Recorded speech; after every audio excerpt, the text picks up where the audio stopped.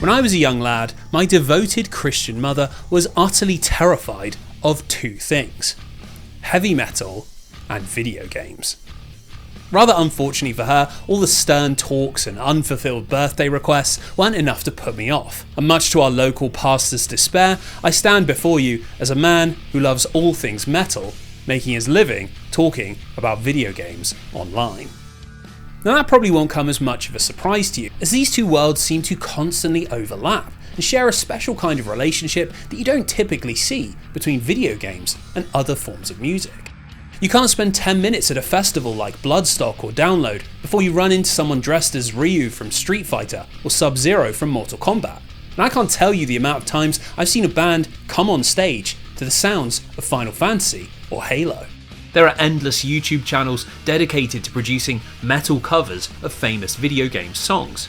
Bands that have written entire albums inspired by specific video game series, and conversely, metal-inspired video game soundtracks are now so popular that they might as well be albums in their own right.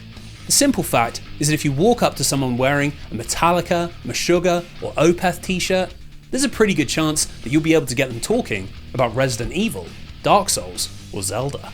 So today I want to work out why this is the case, and investigate how it is that crashing drums, screeching guitars and howling vocals became such an unlikely and integral part of the video game industry.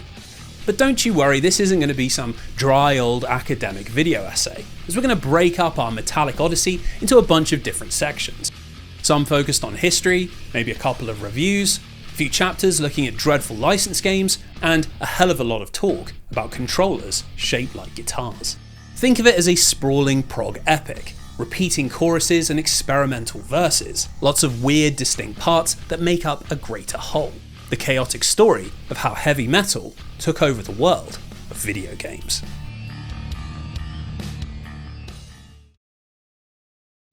But before we get started, a few quick disclaimers. Firstly, thanks to YouTube's copyright system, I can't show off as much music as I'd like. But if you're interested in any of the bands, albums or soundtracks that get mentioned, there is a playlist down below that contains everything covered in the video. Secondly, I'm going to be using the term metal pretty liberally, so if you find yourself about to write out a comment saying, "This band isn't metal, they're rock or grunge or a punk band," let me give you a preemptive reply. I don't care. This is meant to be a fun video, so all heavy adjacent music is going to be lumped together.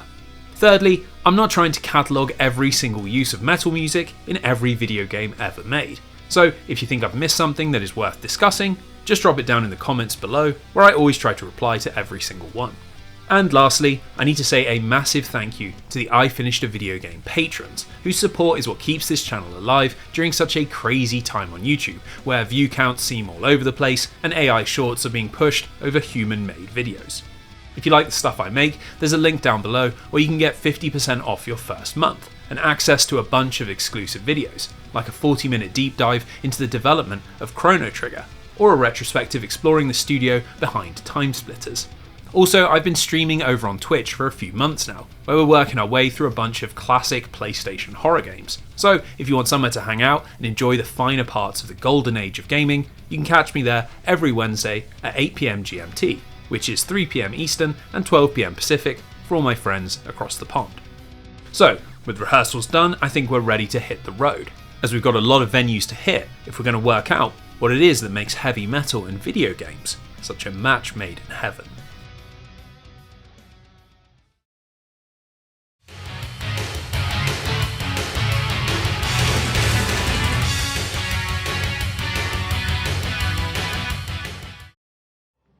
Now this wouldn't be a lengthy YouTube video if we didn't start with a solid chunk of history. So let's kick things off by investigating what video games and metal have in common.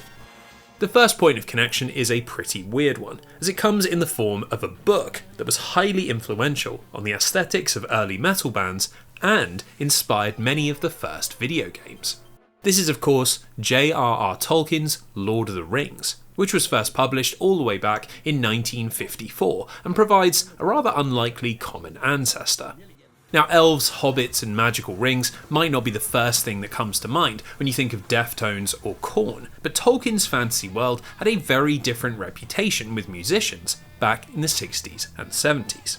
This was the age of the counterculture revolution, where American and European youngsters began pushing back against the strict conservatism of their parents, embracing free love, recreational medicine, and psychedelic New Age thinking.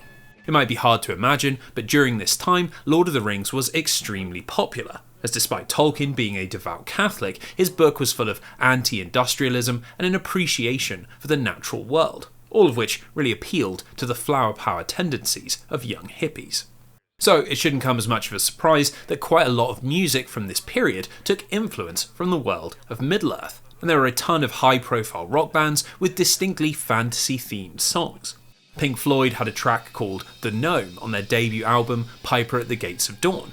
On Black Sabbath's self-titled album, Geezer Butler penned a track about Gandalf called The Wizard. And most famous of all, the monstrously popular Led Zeppelin had 3 different songs: The Battle of Evermore, Misty Mountain Hop, and Ramble On, all of which made overt references to Tolkien's work. Lord of the Rings wasn't seen as a book for unpopular nerds, but something that the coolest people on the planet sang about. And as their influence grew, fantasy in heavier music started to become very common. This was spearheaded by Ronnie James Dio, a diminutive operatic singer whose work with Ritchie Blackmore in Rainbow, and then on his own solo albums like Holy Diver in 1983, essentially set the blueprint for high fantasy inspired metal. Album covers featured menacing demons and castles in the sky. The lyrics were about all manner of mythological and magical adventures, and the music tended to be on the more progressive side, where big riffs and complex arrangements were prioritised over catchy choruses. Thanks to Dio's work, 1980s metal ended up being completely defined by this high-concept style, and very quickly bands like Iron Maiden, Judas Priest, Manowar and Helloween started taking things even further. Albums now told cohesive stories that mimicked the ideas of great fantasy novels. Staging and costumes became increasingly medieval, and before long, that original connection to Lord of the Rings and the hippies was completely forgotten, as metal imagery and fantasy imagery became one and the same thing. Now, you might already be asking, what has this got to do with video games? And well, the answer is that games went through a very similar process at almost exactly the same time. You see, while many games trace their lineage back to the immediate action of Pong, Space Invaders, and Pac-Man, there is an entire strain of the industry that only exists because of Lord of the Rings and how it influenced 2 young men. Back in 1971, Gary Gygax was working for a board game company called Guidon Games, and after seeing the growing reputation of Lord of the Rings, he decided to produce a fantasy-themed module for the company's latest release, a medieval wargame called Chainmail. This caught the eye of fellow gaming enthusiast Dave Arneson, who adapted the fantasy version of Chainmail into something that people could play cooperatively. And after showing it to Gygax, the two decided to develop this concept further and ended up making Dungeons and Dragons. It proved to be a monster success and catapulted tabletop role-playing into the mainstream. But it also had the indirect effect of inspiring the role-playing video game. In 1979, Richard Garriott signed a deal to release Akalabeth, and in 1980, Andrew Greenberg and Robert Woodhead created Wizardry, both of which were supposed to be digital adaptations of Dungeons and Dragons, and were also heavily inspired by the developers' love of, you guessed it, Lord of the Rings. As these 2 series would in turn inspire the creation of Final Fantasy, Dragon Quest, and Zelda, which would subsequently give birth to 4 decades of RPG mega-hits. Just like with heavy metal, it's pretty easy to draw a line from the imagery and aesthetics of modern games, all the way back to Mr. Tolkien. It means that if you're into swords and magic and dragons and monsters, there is a fairly good chance that both metal and video games scratch that same itch, but the connections run far deeper, as there is also a shared obsession with the dark underbelly of humanity. For metal, this was present right from the start, as Black Sabbath's debut, which is commonly seen as the first truly metal album, was steeped in occult and hellish imagery, featuring songs about demonic visitations and literally being named after a horror movie. Eventually their successors pushed this even further, and on top of all the mythology and fantasy, bands like Iron Maiden, Motorhead and Judas Priest were frequently writing songs about serial killers, vicious criminals and living dangerously. By the mid-1980s, thrash bands like Slayer, Metallica and Megadeth, and a growing swell of death metal bands like Morbid Angel, Death and Deicide were all engaged in an arms race to be the most extreme band on the planet, and as the riffs were getting faster, the lyrics were getting darker. This all eventually caught the attention of a host of do-gooder American politicians who were desperately concerned about how this new wave of violence-fueled music might be corrupting the nation's youth. In 1985, spearheaded by Al Gore's wife, Tipper Gore, a Senate hearing was set up where Democrats and Republicans alike worked themselves up into a fever pitch over the covers of Van Halen records and the lyrics in Ozzy Osbourne songs. Now obviously, just because a song talks about raising the dead or hacking someone to pieces does not mean listeners are going to go out and do that. And I've always been of the opinion that music like this provides an outlet for all the negative energy that life throws your way. But America's politicians were not so convinced. Heavy music quickly became the most dangerous thing on the planet, and parents were encouraged to complain to radio stations and ban their children from buying CDs, all of which only made the music look more enticing, and clearly didn't work as the genre continued to grow in popularity. Now, funnily enough, this exact process of increasingly intense subject matter and subsequent political backlash was also mirrored over in the world of video games, although it took about a decade to catch up to metal. This was thanks to Nintendo, who dominated the American gaming landscape in the 1980s and were terrified of losing sales because of a potential moral panic. The result was a strict regime of censorship on all their American published games, which meant no blood, no boobs, no booze, and no blasphemy, all of which gave the industry a very child-friendly feeling during the era of the Nintendo Entertainment System. Well, all of this began to change when Sega released the Genesis in 1989. They had a much more lax approach to content control and used this to advertise their console as a mature and exciting alternative. A genius marketing strategy that tapped into our collective obsession with blood, guts, and gore. In games like RoboCop vs Terminator, Castlevania Bloodlines, Splatterhouse, and of course the beautifully uncensored Mortal Kombat series, the Sega Genesis was able to create the same pull that drew people to extreme forms of metal. And for exactly the same reasons, the industry ended up being hauled in front of the American government. In 1993, after being appalled by the violence on display in Mortal Kombat, Democratic Senator Joe Lieberman announced that he would be opening a series of Senate hearings with the stated aim of bringing heavy regulation to the video game industry. Given such noble aims, it should be no surprise that the hearings were a complete shit show, with Lieberman completely misrepresenting the games he was supposedly outraged about, making them seem far more vicious and sexually aggressive than they actually were, and in a particularly strange move, he brought in a host of dubious child psychology experts who claimed that half of all murders in America were caused by violent TV. Now, given Joe Lieberman would later go on to be a passionate advocate for the war in Iraq and constantly voted to protect private healthcare companies, this level of dishonesty should probably have been expected. But the more surprising aspect was how the video game industry responded. Both Nintendo and Sega were invited to send representatives, but instead of defending the medium and debunking Lieberman's claims, they spent the entire time blaming each other and using the opportunity to continue their console war. This had the impact of convincing all those concerned Christian parents that just like heavy metal in the 80s, video games were a new kind of soul-destroying menace. And tragically, we got to see both of these moral panics in action in 1999.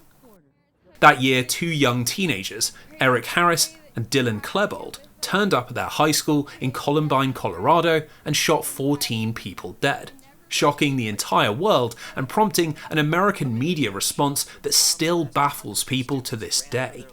Instead of looking at things like the kids' collapsing mental health or the merciless bullying they were subjected to, the media became fixated on the idea that Harris and Klebold had done this because they listened to Marilyn Manson and made mods for Doom.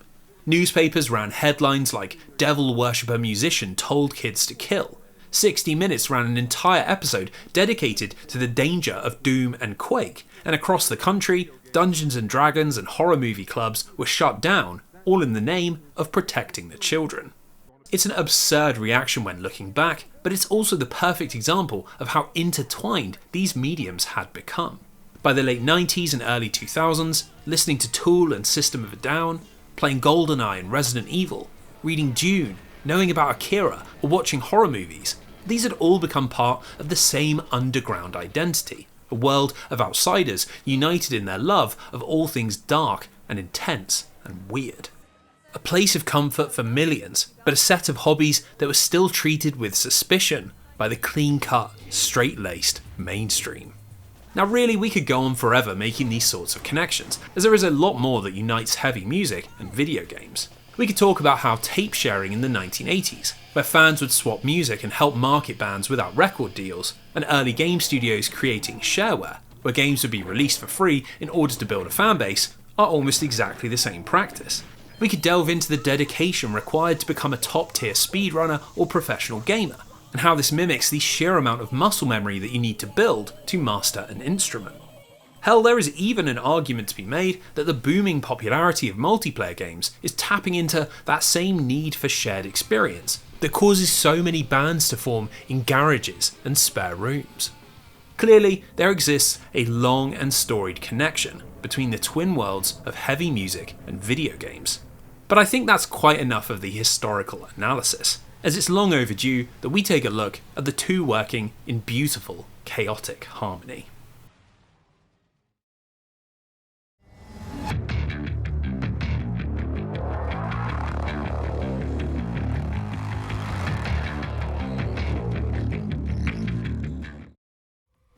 So let's get into our first chorus, which is going to be a series of chapters where we take a look at some prime examples of metal video games.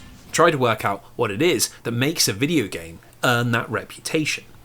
Now, in order to do that, we need to first establish what it even is that makes a video game feel metal. Because while it might sound obvious, I actually think it's quite a complex thing to unpick.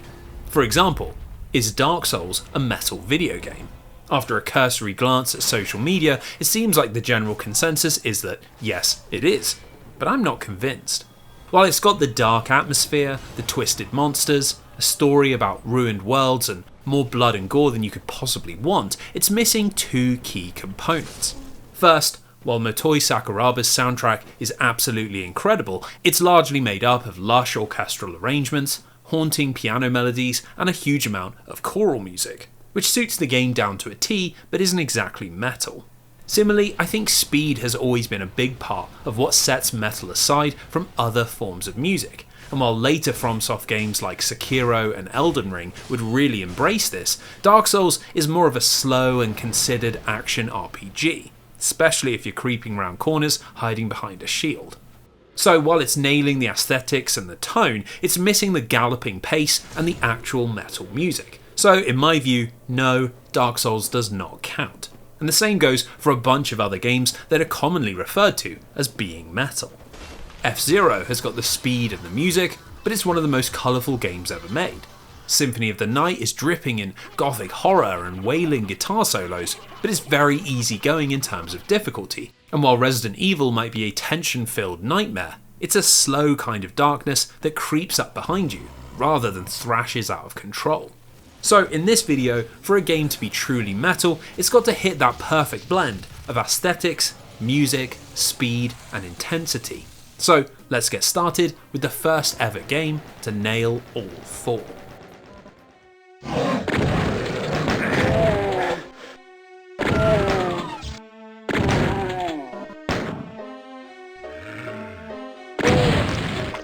This is, of course, Doom, a generationally influential first-person shooter released by id Software in 1993. Now, there isn't much to say about Doom that hasn't already been said a million times before, but in the interest of setting the scene properly, let me set the scene. id Software had been formed in 1991 by programming genius John Carmack, unrelated artist Adrian Carmack, and two game design savants, John Romero and Tom Hall, and after enjoying some moderate popularity thanks to their side-scrolling Commander Keen series, they burst onto the scene in 1992 with Wolfenstein 3D. This was the first ever fast-paced, good-looking first-person shooter, and thanks to Romero's clever design and Carmack's coding brilliance, it ended up being a massive commercial and critical success. But rather than diving straight into a sequel, the guys at id wanted to do something even bigger. The result was another first-person shooter, but one built with much more advanced technology, much more complex levels, much more detailed graphics, and a far more compelling idea. That of a space marine trapped in a life-or-death battle against the forces of hell. Now, Doom ended up being an even bigger success than Wolfenstein, and was so popular that for a long time all shooters were called Doom clones. But rather than examining its video game legacy, we want to look at its chops as a bastion of heavy metal. And let me tell you, there is a lot to unpack. The most obvious place to start is the aesthetics, although the funny thing is that the setting of a Martian base isn't actually something you traditionally associate with metal, which doesn't typically lean into sci-fi nearly as much as it does fantasy and mythology. Luckily, this is entirely offset by the foul hordes that we battle against. A near infinite army of possessed zombie soldiers, demonic imps and ghostly spectres, cybernetically enhanced abominations, and a particularly metal set of monsters called the Barons of Hell. Along with looking like they've leapt straight off the cover of a late 1980s death metal album, the sounds they make on death and in battle give the game a real primal energy that any fan of extreme metal will immediately recognise. And in fact, the further we push into Doom's levels, the more the environments embrace the kind of hellish imagery that we spoke about in the last chapter. Now, along with the aesthetics, I think the speed and tone speak for themselves, as a big part of what made Doom so popular was the fact that it took the blood and guts and fast-paced shooting of Wolfenstein to a whole new level. The pace is absolutely relentless, even in earlier levels. And while most of the maps are based around finding coloured keycards, the endless waves of demons to slay and the constant pounding of shotgun shells keep the focus squarely on action rather than navigation. You're not here to find the most efficient way to each exit, or hunt for secrets, or discover snippets of lore. You're here for immediate, bloody gratification. And I think that mirrors what people want out of metal. An in-your-face experience that is bold and brash and doesn't let up. The final piece of the puzzle is the music, and here is where Doom gets particularly interesting, because while it's well recognised for embracing the sounds of early 90s metal and rock, the story of its creation is really quite strange. You see, originally id Software didn't have any employees who knew anything about programming music, so the responsibility for this was passed over to their publishing partner, Apogee Entertainment, who went about solving this problem in a most baffling way. Rather than hiring someone with any reputation, CEO Scott Miller logged onto an early 90s message board for MIDI enthusiasts and simply asked if anyone wanted to work on a video game. A crazy solution that actually worked, as it put him in touch with a man named Bobby Prince. Now, Bobby was big into making music with computers, and luckily it turned out that Carmack and Romero really liked his work. So he became not only id Software's go-to composer, but was also placed in charge of their sound effects, like the gunfire and voice lines in Wolfenstein 3D. He was a great fit and produced a lot of iconic work for the team, but when it came time to lay down some tracks for Doom, Bobby ran into a pretty large problem. You see, John Romero had a pretty specific vision in mind. He wanted something inspired by modern metal that could match the pace and intensity of the gameplay, and would set Doom aside from all the bouncy chiptune and pseudo-orchestral music that was common at the time. It was a great idea, but the issue was that Bobby Prince didn't know the first thing about metal or rock, having never really listened to them or composed music in that style. So Romero put together a mixtape of all the team's favourite metal songs, but rather than using them as inspiration, Prince just lifted the riffs that he thought fit best and dropped them straight into the Doom soundtrack. Amazingly, no copyright or legal issues ever emerged from this, presumably because either the bands have never noticed or because the sequences aren't long enough to constitute plagiarism. But it's led to this strange situation where Doom's music has such an iconic reputation, largely because it's made up of tracks that were already iconic. For example, the game's legendary first track, At Doom's Gate, which plays in Episode 1, Map 1, and might as well be Doom's official theme song, is built around a riff that's likely been taken from either No Remorse or Master of Puppets by Metallica. Similarly, there are levels based around Rise and Mouth for War by Pantera, Big Gun by AC/DC, Behind the Crooked Cross by Slayer, Sergeant D by SOD, and in the unused MIDI data, people have even found more tracks that sound exactly like We Die Young by Alice in Chains and Sex Type Thing by Stone Temple Pilots. Now the funny thing about all this is that Doom would prove to be so popular and so influential that many other companies started copying its ideas, which led to a wave of Doom clone shooters, most of which launched with similarly metal-inspired soundtracks. Everything from Hexen to Blood to Rise of Triad was taking some degree of influence from the world of heavy metal, but the standout successor was Duke Nukem 3D, whose iconic guitar-slamming theme tune was eventually covered by thrash metal royalty Megadeth.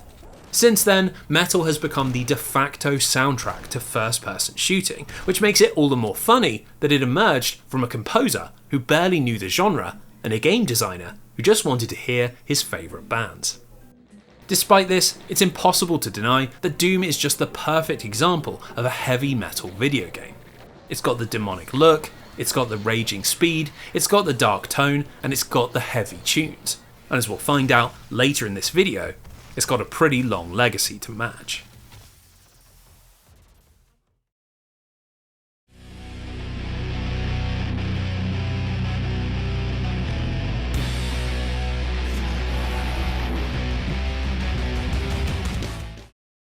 So let's get back into some history, as I want to take you on a journey through the frankly baffling world of metal and rock bands being adapted into video game form. That's right, you didn't hear me wrong. There are games that don't just incorporate heavy music into their soundtracks or take influence from its aesthetics, but are literally supposed to be a piece of merchandise. And let me tell you, it is as weird of a subgenre as you would expect. Now the earliest example I can find isn't exactly metal, but is still worth a look, as it perfectly illustrates the sort of depths that video game companies were willing to sink to in order to cash in on a band's fame. 1982's Journey Escape for the Atari 2600 and Journey the arcade game. It's hard to know what exactly motivated their creation, but given the title of the Atari game, it's pretty obvious that the massive success of Journey's 1981 album Escape, which yes featured the infinite mega hit Don't Stop Believing, was the primary driver. So, how exactly do you adapt a pop rock band into video game form? Well, if you're data age working on the Atari, the answer is that you put together an auto runner where you have to play as the band and race each member to the spaceship from the album's front cover in order to fly over to the next concert. It is tenuous in the extreme, and thanks to all the rudimentary 2600 sprites, which are apparently meant to be groupies, promoters and roadies, it feels less like a serious video game and more like a pixelated dream that you might have if you fell asleep with the band's music on. Now as for the arcade game, this is no less perplexing, as it actually began life as an experiment with camera technology, where the player would take a photo of their face and then play through a set of minigames as themselves. Apparently, testers kept using the camera to take explicit photos, so its developer, Midway, decided to rebrand the cabinet, and for some reason they turned it into a Journey tie-in where you control lo-fi pictures of the band. Each level involves a different sort of platforming or shooting challenge that is supposedly themed around each band member's instrument. But beyond a couple of the band's hits recreated in 8-bit form, there really isn't much going on here that was going to challenge the likes of Donkey Kong or Space Invaders. The simple reality was that the technology in the early 80s wasn't really at the point where you could adapt a band's catalogue or aesthetics in a meaningful way. But even as consoles and PCs got more powerful, video games that were overtly metal were still incredibly strange. For example, let's take a look at Crewball Heavy Metal Pinball, which released in 1992 for the Sega Genesis and was developed by a small company called New FX. The original idea was to produce an over-the-top pinball game called Twisted Flipper, but the game's producer decided that it would sell far better with a popular band attached. So a deal was struck with the icons of 1980s debauchery, Motley Crue. Now this might sound like another bout of licensing madness, but there is actually quite a long tradition of heavier bands lending their likeness to physical pinball games. So for New FX to go after Motley Crue, who were coming off the back of their biggest ever album, 1989's Dr. Feelgood, well, it makes a lot more sense than you'd initially think. The problem here is that despite being named after the band, Crewball has almost nothing to do with Motley Crue. When we fire up the cartridge, we see a guy coming home late at night and waking up the neighbourhood by playing a chiptune version of Dr. Feelgood. but then we're straight into the crazy action pinball gameplay where the band and their music are nowhere to be seen. We do get to hear that version of Dr. Feelgood again during the bonus stages, and during the credits we're treated to an adaptation of Home Sweet Home, but outside of this, all of the songs are original tracks created by NewFX, and really beyond the name, there isn't anything here that would indicate that it's even got anything to do with Motley Crue. It's obviously a game that was designed without the license in mind, although in a strange twist, this actually means that Crewball is pretty good. And when you're chasing high scores while destroying demon pinball monsters, it's pretty easy to forgive the lack of 16-bit rock and roll.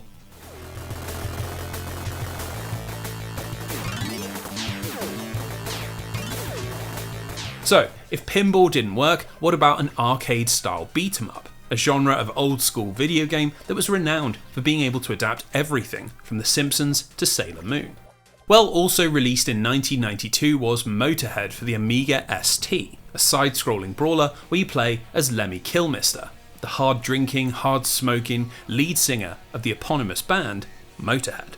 The aim is to battle your way across 6 levels, which takes the form of very basic Double Dragon style combat, where you bash foes, pick up power-ups and fire off special attacks, with the goal being to rescue your kidnapped bandmates in time for Motorhead's next show. Now, on top of just being a baffling idea, the whole game has an extremely weird tone. Instead of licensed Motorhead tracks, the music is a sort of bouncy mixture of chiptune blues and funk. And rather than an art style that would pair up with the band's intense look, everything is extremely colourful and cartoony. I can't exactly imagine anyone who loves Overkill or Ace of Spades being into this sort of experience, but oddly, developer Kaitsu Software have done a surprisingly good job of capturing Lemmy's live fast, die old ethos in an extremely strange set of minigames. In one, we've got to smash up a hotel room before a timer expires, and in another, we've got to drink as much beer as we physically can, all while Lemmy's absurdly large tongue lolls out of his head and he eventually turns green. When you're trying to grab dancing girls as they leave the country club or driving an oversized chopper down the highway, it's kind of hard not to enjoy this perplexing take on Motorhead. And despite the game making absolutely zero impact on the band's legacy, I can actually see Lemmy finding the whole thing pretty damn funny.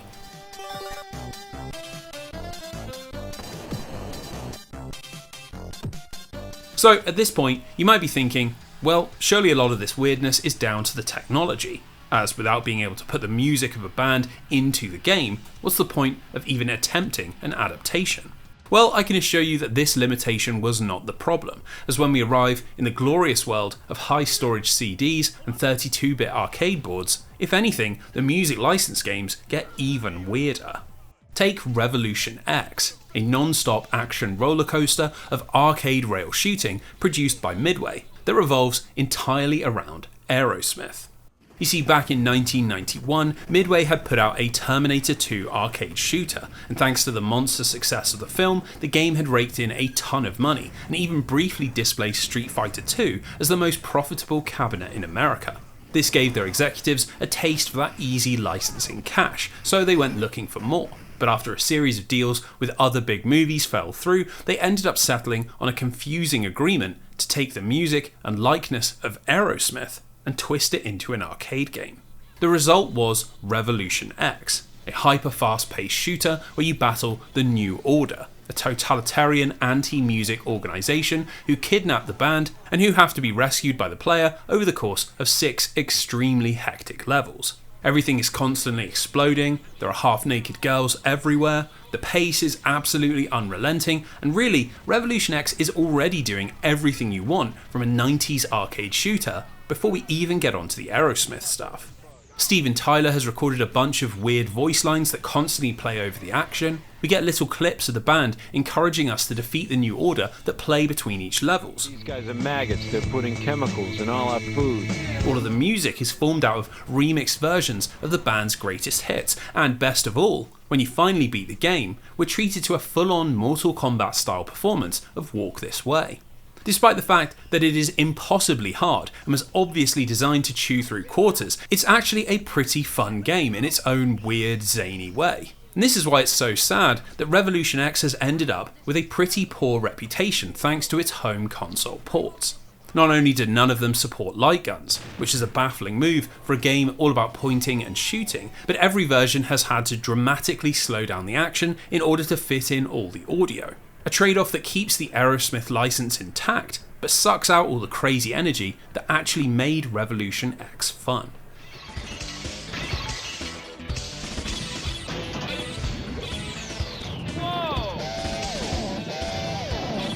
So given that nothing we've spoken about so far made much of a mark on the wider industry, I think we need to take a moment and try and unpick why these sorts of games were even being made. When it comes to the developers and publishers, I think the explanation is pretty straightforward. During the 1980s and 90s, licensed video games were big business, and if you could hitch your game to a big show like The Simpsons or X-Men, or a big summer movie like Aliens or Indiana Jones, you could end up with a very successful game that you barely even had to market. Now, considering how poor the games often ended up being, you might wonder why bands like Motorhead and Motley Crue were happy to sell out to this. But the explanation here is also pretty simple. They wanted money. You see, while selling albums and touring is all well and good, bands have to split the profits with lots of other parties like distributors, venues, contractors, management and producers. But by signing a contract with a company that produces branded merch, they could cut out these groups and rake in all the benefits. By the early 1980s, this had become the model for getting rich while playing rock and roll, and bands like the Rolling Stones, Kiss and AC/DC were actually making more money from selling t-shirts than anything to do with their music. So if a video game company approached you and offered to give you a bunch of cash to turn you into an arcade shooter or a side-scrolling brawler, there was very little reason to say no. For most of the games we've covered, this is exactly what they were. A payday for the band which were almost immediately forgotten and are barely remembered by even the most ardent of superfans. This is why our next game is so curious, a PC game called Ed Hunter, which was put out by the legendary godfathers of modern metal, Iron Maiden, and of all of the licensed games we've just discussed is probably the best known. The idea is very simple. You play as a private detective who's been tasked with tracking down Iron Maiden's mascot, Eddie, the zombie character who features on all their front covers and merchandise, and who is on the run through a series of arcade shooter levels themed around various Maiden albums. We've got ancient Egypt in the style of Power Slave, a mental asylum based on Peace of Mind, a futuristic city influenced by Somewhere in Time, and you start to get the picture. Now beyond this, there isn't really much to Ed Hunter at all. As outside of a handful of hilariously lo-fi CG cutscenes, there's basically no plot whatsoever, only a handful of chiptune tracks to listen to, and most curiously of all, absolutely no peripheral support, which means you're just clicking on the screen rather than actually shooting. In short, it's really not very good, and considering it released in 1999, a whole year after Half-Life and 2 years after GoldenEye, it's gone down in history as a very strange misstep in the band's otherwise fabled catalogue. So why on earth did it even get made? Well, to answer this question, we simply need to look at the context in which it was released, as Ed Hunter was never intended to be a standalone video game. You see, in 1999, Iron Maiden had just got back together with their iconic singer, Bruce Dickinson, after almost a decade apart, and their record label wanted to capitalise on all the newfound interest in the band by getting some sort of product onto shelves that they could sell. With the band unwilling to dive straight into the studio, it was decided that a greatest hits album would suffice. But as they just released Best of the Beast 3 years earlier, they needed some sort of unique gimmick to help sell the CD, and eventually landed on a cheap pack-in video game. It means that sure, compared to System Shock or House of the Dead or Turok, Ed Hunter is obviously extremely poor quality, but as a fun little bonus that you ended up with because you bought an Iron Maiden reunion album, I actually think it's a pretty fun idea.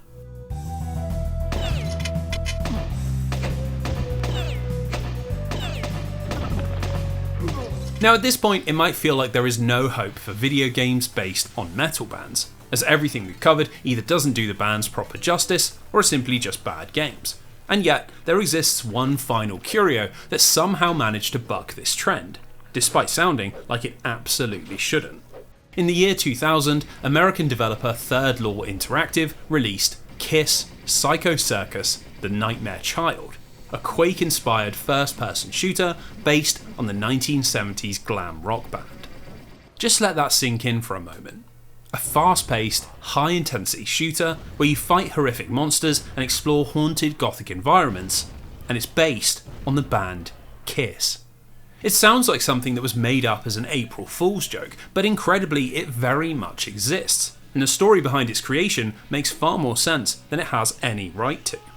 The first thing you've got to understand is that Kiss were the kings of merchandising, and back when they'd been ruling the airwaves in the 70s, they were one of the first bands to understand just how much money you could make selling branded stuff. They would slap their name on everything from t-shirts to figurines to lighters, and in 1977 they managed to secure a comic deal with Marvel, which led to a surprisingly successful series of limited edition annuals. So fast forward to the 1990s and they were approached by Todd McFarlane, who had discovered that Kiss's bass player Gene Simmons was a big fan of Spawn. One thing led to another and the two signed a deal to co-produce Kiss Psycho Circus, a monthly episodic horror series based around some ideas for an upcoming tour that the band had been kicking around. Essentially, the Psycho Circus is a sort of supernatural carnival that appears to people in traumatic situations, and through its 4 patron gods, which are of course based on the 4 members of Kiss, the circus grants strange powers to help them get revenge. It's nothing particularly groundbreaking, but thanks to its dark subject matter and its surprisingly good art, it actually does do a pretty good job of transforming an otherwise very kitschy band into something dark and disturbing. And if you can believe it, Kiss Psycho Circus was fairly successful, running for 31 issues over the course of 3 years. So, as with anything that sees a modicum of popularity, video game publishers began circling, and the rights were eventually handed over to New York-based Gathering of Developers, who specialised in niche medium-sized PC games. The only stumbling block was finding a developer, and this is where the story takes a very strange turn, as the Kiss Psycho Circus video game ended up being contracted out to a new company called Third Law Interactive that had just been set up by a bunch of ex-Ion Storm developers who had walked out in protest at John Romero's management of Daikatana. So, not only is this a first-person shooter based on a Todd McFarlane comic based on the band Kiss, but it's also a game built out of the ashes of one of the most notorious video game failures of all time. A complete mess of strange ideas that really should not exist. Now, what's even more baffling is that Kiss Psycho Circus The Nightmare Child is actually sort of good. And while it's not doing anything crazy original, it has fairly decent graphics and music, it has a huge variety of weapons to use, there are a ton of enemies on screen at all times, it all controls and runs pretty well, and it even incorporates the band in a pretty interesting way.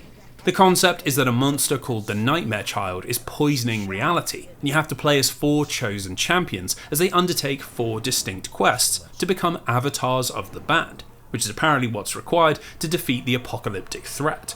It's extremely silly watching yourself turn into Ace Frehley or Gene Simmons, but considering shooters like Duke Nukem and Serious Sam have always embraced the more absurd side of the genre, it really doesn't feel that outlandish. And when you're blasting away massive hordes of demonic monsters and exploring weird gothic temples, it does feel like this could be some long-lost Quake expansion or some cult classic fan mod.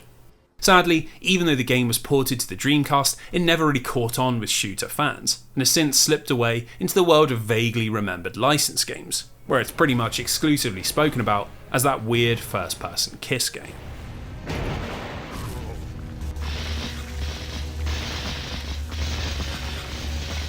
So anyway, what's the lesson from all this banned license game nonsense? Well, I think the reality is that it's pretty obvious that adapting bands is just something that doesn't really work.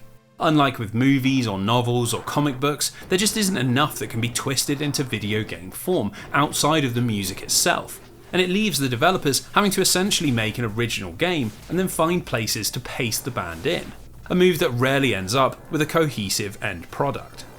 Sure, it's pretty fun to see Steven Tyler looking like a Mortal Kombat character, or Lemmy Kilmister drinking pixelated beer, or Gene Simmons in first-person demon-slaying form, but it's not exactly the sort of stuff that makes for timeless video games.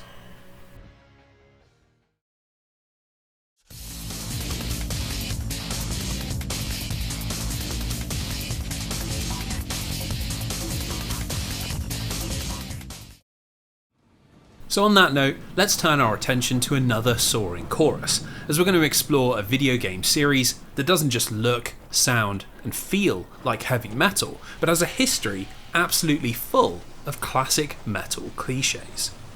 Everything starts, as it so often does, with two guys that don't like authority and don't like being told what to do: David Jaffe and Scott Campbell, a pair of rebels working at Sony's American testing office in Los Angeles in the early 90s. They were notorious for tearing Sony's games apart for not taking enough artistic chances, and eventually everyone got so sick of them that they were told to put their money where their mouth was and make a game that would live up to their own standards. So they were both shifted out of testing and into production, where they were paired up with a small studio out in Salt Lake City called Single Track, who made military simulation software and had zero experience making games. The only requirement was that the project needed to be in 3D, as it had to launch on the upcoming PlayStation. But luckily, Jaffe and Campbell arrived with a pretty clear idea of what they wanted to do. After sitting in LA traffic one day, the two had discussed blowing up all the other cars in their way with guns and missiles, an idea that they took out to Utah, first as an arcade racer called Battle Cars, and then, after a bit of refinement, Twisted Metal.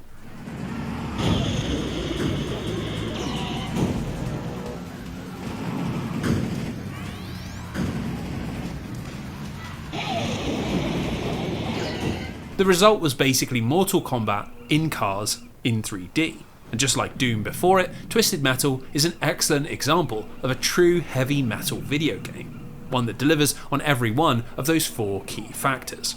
You've got the speed, which is absolutely critical to any game based around cars and makes chasing someone down or escaping an ambush feel completely exhilarating. There is of course the intensity in the form of the sheer amount of violence, where you're using missiles and flamethrowers and machine guns to destroy your opponents, all while causing tons of collateral damage as you run over bystanders or crash through parts of the environment. Also, the soundtrack is a crazy blend of high-octane rock and roll and 1980s hair metal, all wailing guitar solos, driving drum beats and fast-paced riffs, all of which perfectly complements the non-stop action gameplay and gives it a very wild energy. But it's in the fourth characteristic, its aesthetics, where I think Twisted Metal's heavy metal credentials really come through. Because in order to justify all the vehicular mayhem, David Jaffe came up with a surprisingly cool concept. You see, Twisted Metal is actually the name of the tournament you're participating in. And unlike in something like Mortal Kombat or King of Fighters, this isn't a battle to save humanity, but something far more mean-spirited. The tournament is run by a mysterious man named Calypso, who offers the winner a single wish, but it almost always comes with a brutal cost that punishes your character's greed. You see, the cast of Twisted Metal are meant to be a gang of nasty buggers, vicious bikers, outlaw cops, high school dropouts, an avatar of the Grim Reaper, and of course, an evil clown called Sweet Tooth, who would become the series' de facto mascot. Basically, it's a bunch of maniacs trapped in a vicious competition of bloodshed and destruction, all for the pleasure of a monstrous demon who doesn't even give them what they want if they win. A premise that you can only describe as metal as f***. Now, thanks to all these good ideas, Twisted Metal was very successful when it was released in November of 1995, selling 1.5 million copies against a tiny budget and winning a host of glowing reviews, which included Game of the Year from EGM. The funny thing was though, David Jaffe actually thought the game was pretty poor, and has since described it as a sort of messy garage band project. It had slightly wonky controls, it didn't really have much content, and they only included multiplayer just before the game was due to launch, despite that being what Twisted Metal would become best known for. Like so many legendary debut albums, it's a product of youthful passion and creativity, but it was also messy and unpolished. And when Sony came looking for a second installment, the team knew exactly how they wanted to tighten up their sound. In interviews, Jaffe claims that the production of Twisted Metal 2 was actually pretty straightforward, as they just took the foundation laid by the first game and cranked everything up to 11, pumping out a much superior game in just a single year.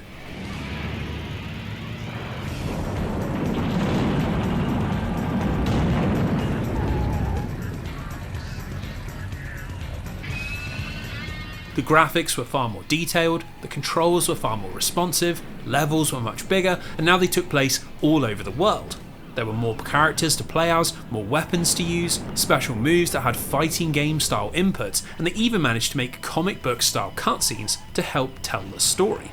This is really where Twisted Metal came to life, as not only did Single Track perfect the gameplay, but they managed to turn the heavy metal tournament concept into a set of memorable horror stories, where we watch Spectre's quest for fame end with his face being stretched across the sky, or Axel tearing himself out of his wheel machine in order to confront his father, all of which give the game way more identity outside of the action. Essentially, the team had followed in the footsteps of Black Sabbath, Alice in Chains, Dream Theater, Megadeth and so many others, and put out a stone-cold classic on the second attempt. But while the studio enjoyed even higher sales and even greater critical acclaim, dark times lay ahead. Let me ask you a question. What is the one thing that has destroyed more successful bands than anything else? It is, of course, the allure of a solo career. You see, Single Track were so taken with this newfound fame that they decided to split from Sony and sign a deal with another publisher who would give them a bigger cut of the profits, which meant that they couldn't work on Twisted Metal. Similarly, while David Jaffe had won lots of recognition for his ideas and writing, he wanted to prove that he could also design systems and engines, which led to him leaving the studio in order to set up his own team, where they started working on a top-down arcade-style shooter. Obviously, Sony weren't about to let their car combat golden goose fade away, so they handed it off to a studio called 989. But the results of this breakup were pretty damn disastrous for everyone involved. Without Sony to back up their work, Single Track's next game, Rogue Trip Vacation 2012, was a big commercial flop, and Jaffe's space shooter, Dark Guns, never even made it out of production, and was by all accounts absolutely terrible. Even Twisted Metal didn't emerge unscathed, as while 989 were best known for EverQuest, a profoundly influential and successful MMO, their track record on home consoles was absolutely awful, and their last game before taking over the series was the notoriously terrible Spawn the Eternal. They ended up producing 2 Twisted Metal games, 3 and 4, both of which got substantially worse reviews and are generally seen as a big step down in quality. Not only because 989 used their own wonky engine that was poorly suited to vehicle combat, but because they did away with a lot of the more intense subject matter and visuals. Ironically, the only metal thing about them was that Sony licensed a ton of tracks from shock metal legend Rob Zombie, and to be fair, destroying your opponents to the sounds of Super Beast and Meet the Creeper does suit the series down to a T. So, while 989's sequels still made money, the spirit of Twisted Metal wasn't really there. Almost like a band continuing to tour without their lead singer, playing the same songs in the same way, but missing that spark. But if there is anything more inevitable than a band breaking up, it is a band getting back together. It all began with Sony setting up a new studio in Santa Monica, California, that was going to focus exclusively on making games for the upcoming PlayStation 2, and would house lots of different small internal teams. One of these was called Incog Inc. and was set up by none other than Single Track vet Scott Campbell, who managed to not only convince most of the old Twisted Metal team to join him, but also persuaded David Jaffe to come back to car combat after his failed solo project. Now, not every reunion is entirely successful, and for every Iron Maiden, Alice in Chains and Soundgarden, there's a Guns N' Roses or Van Halen. But luckily for fans of demonic car tournaments, 2001's Twisted Metal Black was an absolutely glorious return to form.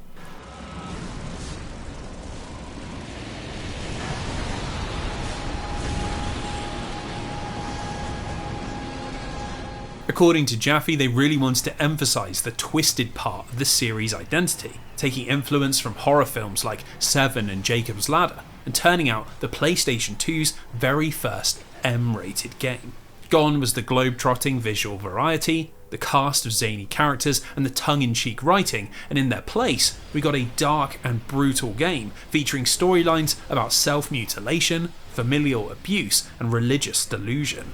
In Black, the contestants are now patients at Blackfield Mental Asylum, preyed upon by a particularly evil version of Calypso and often responsible for each other's torment, like how the new Jason Voorhees-inspired Sweet Tooth is a serial killer who murdered Axel's wife and drove him insane. We see panic-stricken SWAT team members shooting innocent women, war veterans so traumatised that they resort to cannibalism, and undercover agents losing their minds and becoming terrorists, all of which terrified European ratings boards and, just like back in the 80s and 90s, prompted a wave of heavy censorship.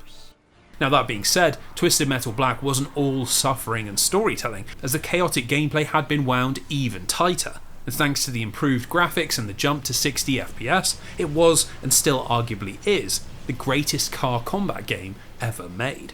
Really, this would be the perfect heavy metal video game were it not for one glaring fault, which is that for some reason, instead of pulse-pounding metal, Incog Inc. opted for an orchestral soundtrack, where strings and percussion are the backdrop to all of the chaos.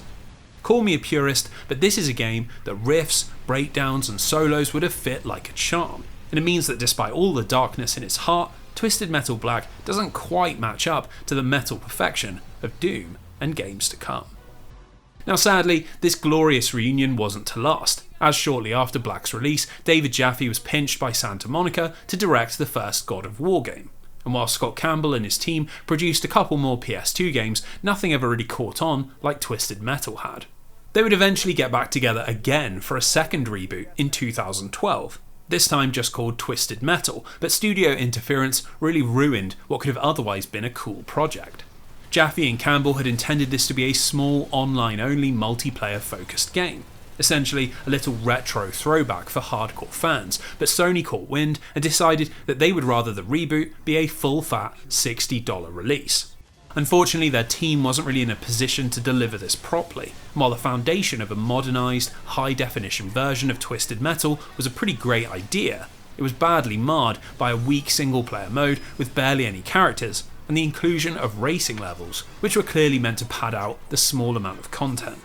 Now strangely, this wasn't the end for Twisted Metal, as it would end up being adapted into a surprisingly successful TV show in 2023, but as of the writing of this script, the video game portion of the series is deader than Sweet Tooth's victims.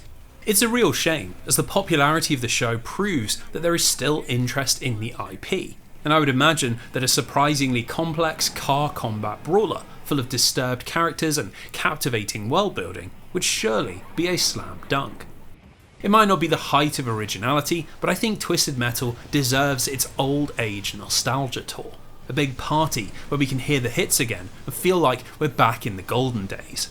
A time when a group of misfit rebels could throw together a game in a single year and accidentally end up making one of the most metal series of all time.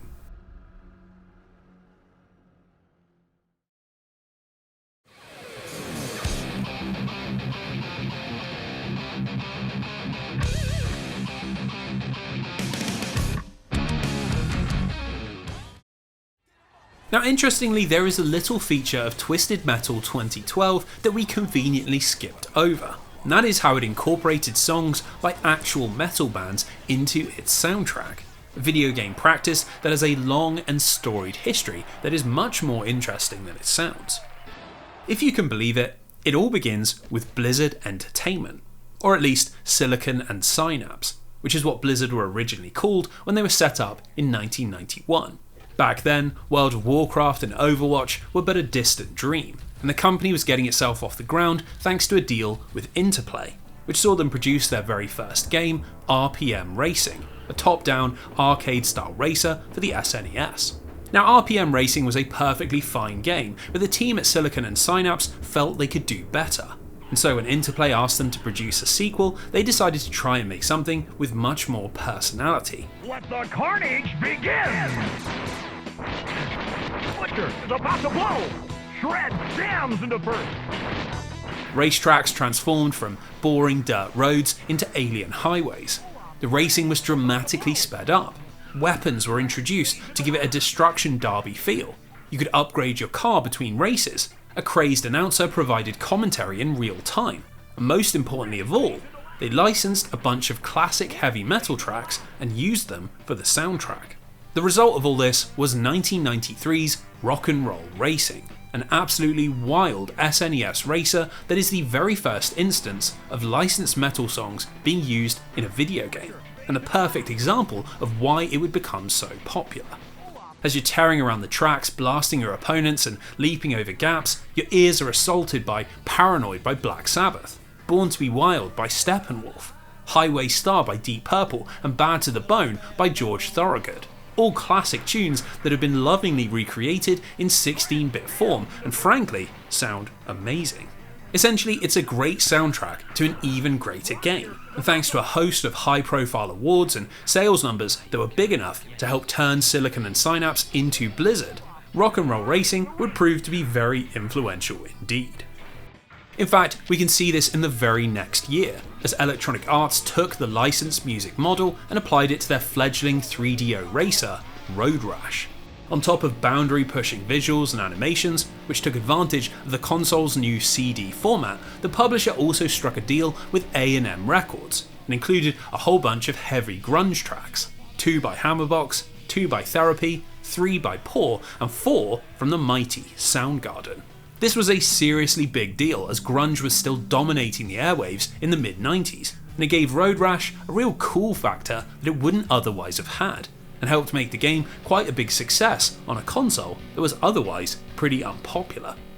Obviously, the more companies did this and the more success they had doing so, the more copycat behaviour is spawned, and as CDs eventually became the norm, licensed music started to crop up in pretty much everything that wasn't a platformer, an RPG, or made by Nintendo.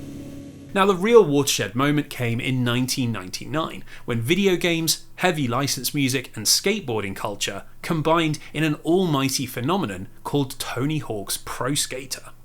Funnily enough, it was originally envisaged by its publisher Activision as a cheap project that could cash in on the fame of the X Games. But fortunately for us, they entrusted the project to a small Californian studio called Neversoft, who had far more ambitious ideas.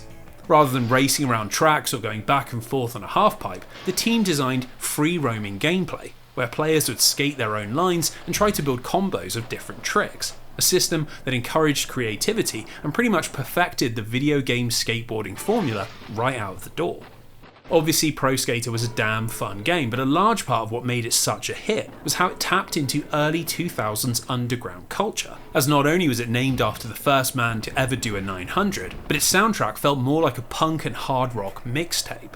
According to studio lead Joel Jewett, his team were well aware that bouncy synths and RPG-style orchestras would be a horrible fit, so they convinced Activision to stump up some cash and filled the game with the Dead Kennedys, Primus, Suicidal Tendencies, and of course Goldfinger's Superman. This ended up being a pretty big deal for the band, as Pro Skater sold almost 4 million copies in less than 2 years, and essentially acted as a ridiculously potent form of marketing, which in turn led to a frantic scramble by record labels to get their band's music on the sequels. It really can't be overstated how impactful this was for younger kids desperately trying to get hold of punk and metal music, especially in countries that didn't have access to college radio or frequent tours or MTV.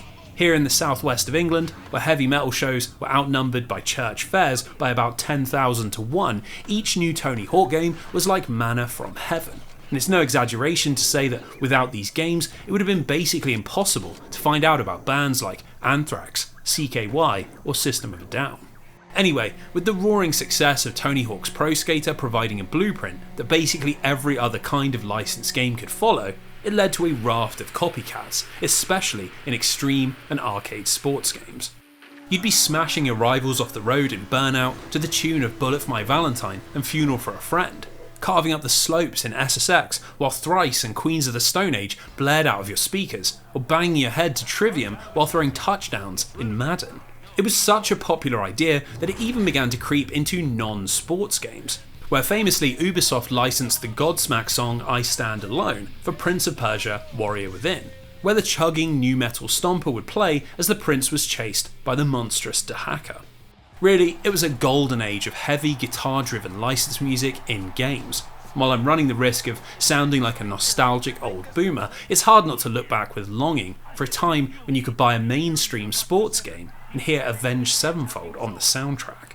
Now, that being said, it wasn't all down to greedy publishers chasing underground sales, as there were also some studios trying to be more clever about how they used licensed music and better incorporate it into the actual game experience.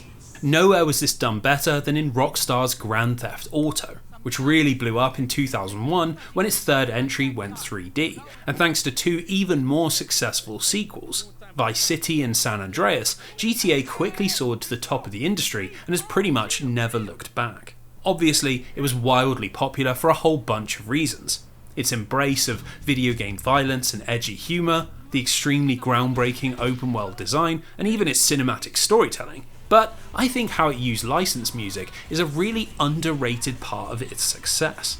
Rather than random tracks playing in menus or when you hop in cars, Rockstar went to the effort of creating in-world radio stations, each dedicated to a specific genre and hosted by a DJ who'd introduce the tracks and segue into funny little commercials.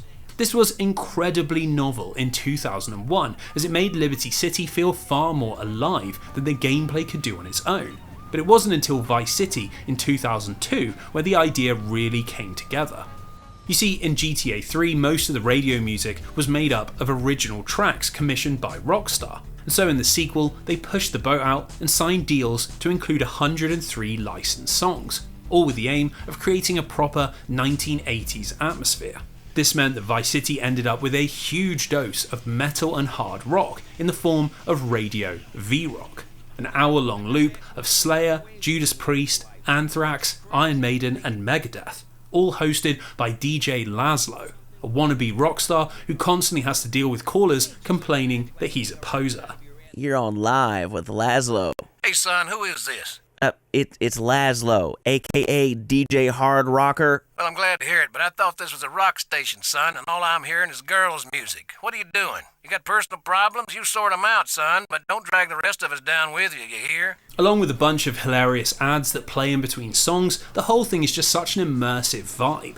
And just like with the Tony Hawk's games, it introduced a whole new generation to the high-pitched vocals and chainsaw guitars of 1980s metal. Thanks to the sheer weight of GTA's influence, it wasn't long before every other open world game was doing the same, which meant that you could listen to Machine Head in Sleeping Dogs, Deftones in Saints Row, and Ministry in Watch Dogs. Amazing for fans of heavy metal, and even better for fans of immersive design. So, while adapting bands into actual video games might not have been that successful, the practice of incorporating their music was very fruitful indeed. But there is another area where metal and gaming crossed over with pretty wild results. Just think about it. If including the music of a popular band was enough to get people interested, what would happen if you got a popular musician to compose music specifically for your game? Well, while this wasn't all that common in the 1990s, it did happen a few times with pretty incredible results. There have always been rumours that Michael Jackson secretly helped Sega with the music on Sonic the Hedgehog 3, but the first real high-profile instance is the Quake soundtrack, which was put together by Trent Reznor of Nine Inch Nails in 1996. Apparently the idea was floated by id Software designer American McGee, simply because he loved Reznor's music, and by sheer chance, it turned out that the industrial rock icon was a big fan of Doom, and agreed to produce the soundtrack entirely for free. The result was one of the most iconic suites of music in video game history. A pulsing spread of industrial ambient tracks full of creepy distorted textures and sinister mechanical sounds that do so much to elevate the horror of Quake's world, and importantly proved that non-gaming industry musicians could do just as good of a job as company composers. Now obviously not every studio had access to an electronic rock legend willing to work for free, so this didn't spark a wave of imitators. But if we fast forward a few years to the mid-2000s, video games were starting to get big enough that they could draw in famous musicians with the promise of greater fame. It really kicked off in 2004, when Bungie and Microsoft went all out for the Halo 2 soundtrack, and managed to secure not only Steve Vai, who produced the iconic shredding solo over the top of the game's theme, but disco icon Nile Rodgers to produce the game's soundtrack, and a series of original songs by two massive alt-rock bands, Breaking Benjamin and Incubus.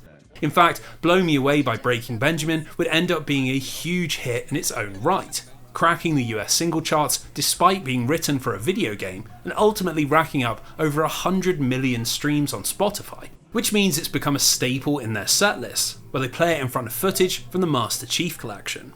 Basically, if a band and a game were hot enough, these musical crossovers provided a way to connect with a whole new audience. And in the wake of Halo 2, it started to become increasingly common to see video game exclusive singles. Ubisoft were the first to follow suit when they contracted nu metal giants Korn to produce a song to tie in with their upcoming PS3 Halo killer, Haze, which was very creatively also called Haze. And just a few years after that, Sony commissioned an entire EP from metal specialists Roadrunner Records. This was God of War, Blood and Metal, a 6-track record that was included with the special edition of God of War 3 and featured all new songs from big metal bands like Killswitch Engage, Dream Theater and Opeth, all of which were themed around the trials of Kratos, and some of which, like Trivium's Shattering the Skies Above, would go on to become fan favourites in their own right. Now this trend really came to a head in late 2010, when the biggest video game series on the planet, Call of Duty, got in on the action. Considering the hundreds of millions of dollars that Activision would spend developing each entry, advertising them with an exclusive single is actually something that makes a lot of sense, as it's something that blockbuster movies had been doing all throughout the 90s. So, in order to do this, they turned to Avenged Sevenfold.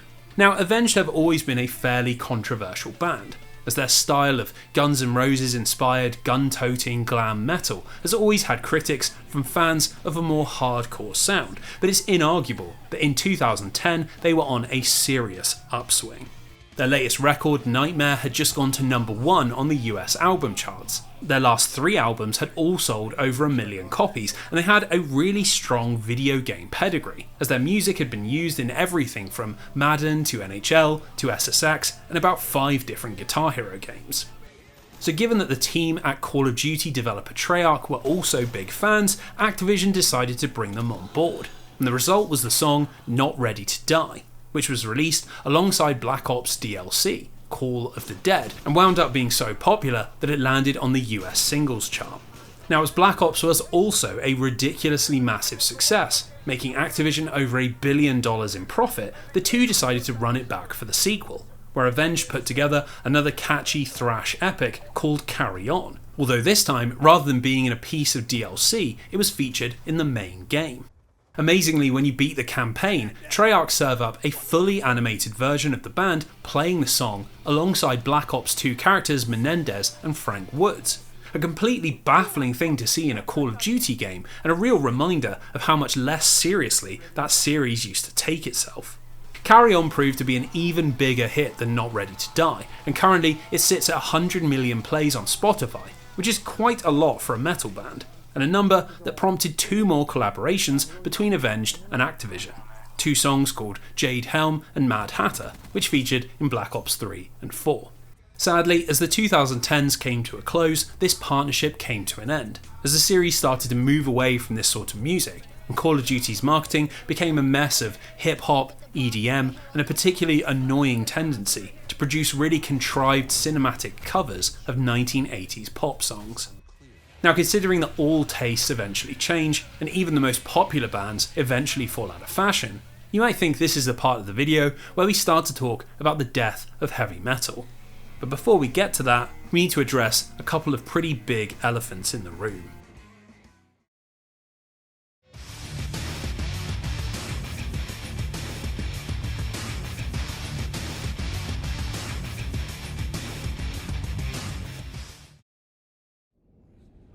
Let's start with the undisputed king of all heavy metal video games, Brutal Legend.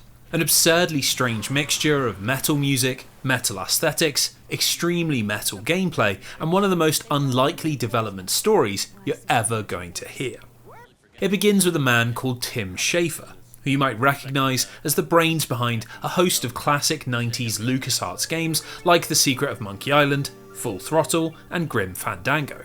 He was a brilliant video game writer with a very unique imagination, but his games never sold particularly well, and in July of 2000 he split from LucasArts after they decided to start chasing mainstream action games. So, along with a couple of developer friends, he set up a small studio called Double Fine, where they threw themselves into making a zany action platformer called Psychonauts, where you dive inside quirky characters' minds and explore levels based on their psyche. Sadly, Psychonauts sold extremely poorly, but Double Fine was saved by its glowing critical reception, which had resulted in a host of Game of the Year nominations and convinced publisher Vivendi to give them another shot. Now obviously they weren't going to be making Psychonauts 2 anytime soon, so Schafer decided to put together a game he'd been dreaming of for years.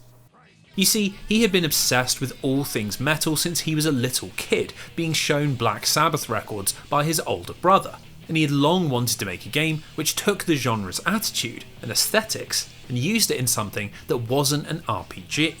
Now because this is Tim Schafer, his mind went to a very strange place, as he came up with a combination of Army of Darkness, the third Evil Dead movie where Ash Williams goes back in time to fight the undead in the Middle Ages, and Herzog's Spy, a Sega Genesis game where you control a Macross-style mech while building and commanding an army. Basically, he wanted to make a console real-time strategy game set in a fantastical heavy metal world where you fought alongside your soldiers, and for some reason Vivendi loved the idea and decided to back it with a pretty big budget. Now at first development went pretty smoothly, as the team produced a ton of concept art inspired by 1970s album covers, which the designers twisted into all sorts of soldiers, monsters and vehicles that were separated into 3 distinct factions: death metal demons, 1980s headbangers and 1990s goths. Early tests of the multiplayer were pretty positive, but the real draw was Tim Schafer's world building and writing, which had quickly begun to focus on the story of a time-travelling roadie called Eddie Riggs, who was based on and voiced by Jack Black. Now this was a pretty big get for Double Fine, as by the late 2000s Black had already been in quite a few major movies like King Kong and Tropic Thunder, and thanks to his band Tenacious D and his breakout role in School of Rock, he didn't just bring a recognisable face, but a lot of rock music legitimacy. Vivendi apparently really liked his involvement from a marketing perspective, and this led to Double Fine being put in touch with a bunch of other metal megastars, like Lemmy from Motorhead, Judas Priest's Rob Halford, and most impressively of all, the Prince of Darkness himself, Ozzy Osbourne. In interviews, Tim Schafer would often talk about how, despite their crazy reputations, all 3 were extremely fun to work with. Ozzy improv'd his own lines, Halford voiced multiple characters for free, and as it turns out, Lemmy loved video games and regularly played Star Fox Assault on the Nintendo GameCube. Alongside Vivendi funding the licensing of an astounding 107 classic metal songs, Brutal Legend was shaping up to be a monster celebration of all things heavy, but unfortunately, things quickly started to go very wrong. Problems began when the team decided that they needed to have a more robust tutorial in order to teach players all the RTS systems, so they put together a little prologue sequence, where we play as Eddie after he's sucked into the past and have to complete a series of missions in a small open world. As soon as they saw this, Vivendi got very excited and started pushing for more single player content. And before the team knew what was happening, Brutal Legend transformed into a Frankenstein's monster of a video game. There was the RTS with its 3 factions, its strategy systems and its online multiplayer, and then there was the story of Eddie Riggs, with lots of cutscenes, an open world, a hot rod you drove around in, and lots of adventure game style mechanics. Famously, this clash of genres confused a lot of people when the game eventually released, as all the trailers and the demo made Brutal Legend look like a sort of heavy metal Zelda, only for it to pivot halfway through and become third-person StarCraft. Now, this probably could have been overcome, but a confused direction wasn't the only issue that Double Fine ran into, as they also really struggled with the jump to high-definition consoles, and by Tim Schafer's own admission, they didn't have anything like the manpower or knowledge to handle a game of this ambition. By late 2007, it became clear that Vivendi would have to sign off on a pretty massive delay if Brutal Legend was ever going to be finished, but rather than saving the day, this ended up throwing Double Fine into an even worse situation. Early the following year, Vivendi were purchased by Activision, who promptly cancelled the game, with CEO and notorious ghoul Bobby Kotick telling Eurogamer that Brutal Legend was late, over budget, and not very good. It was a huge blow to Schafer and his team, who only found out when they read the news in a press release. But by sheer dumb luck, they were able to convince EA to step in and take over publishing before the studio ran out of money. This should have given them a clear run to release day, except that Activision then filed a lawsuit against both EA and Double Fine, which not only tried to get back the publishing rights, but sought damages to make up for the delay that Vivendi had signed off on. Obviously, it was utterly ridiculous, and after a judge signalled that he'd be ruling in EA and Double Fine's favour, Activision agreed to settle for minor compensation. But the whole process ruined the last few months of development, as Schafer and his team had to prep for a court hearing while also desperately trying to get their game finished. Really, with its strange blend of genres, the mess that was its development, the last minute change in publisher, and the lawsuit, Brutal Legend probably shouldn't exist. But thanks to the all-powerful will of the metal gods, it very much does. And let me tell you, it is glorious.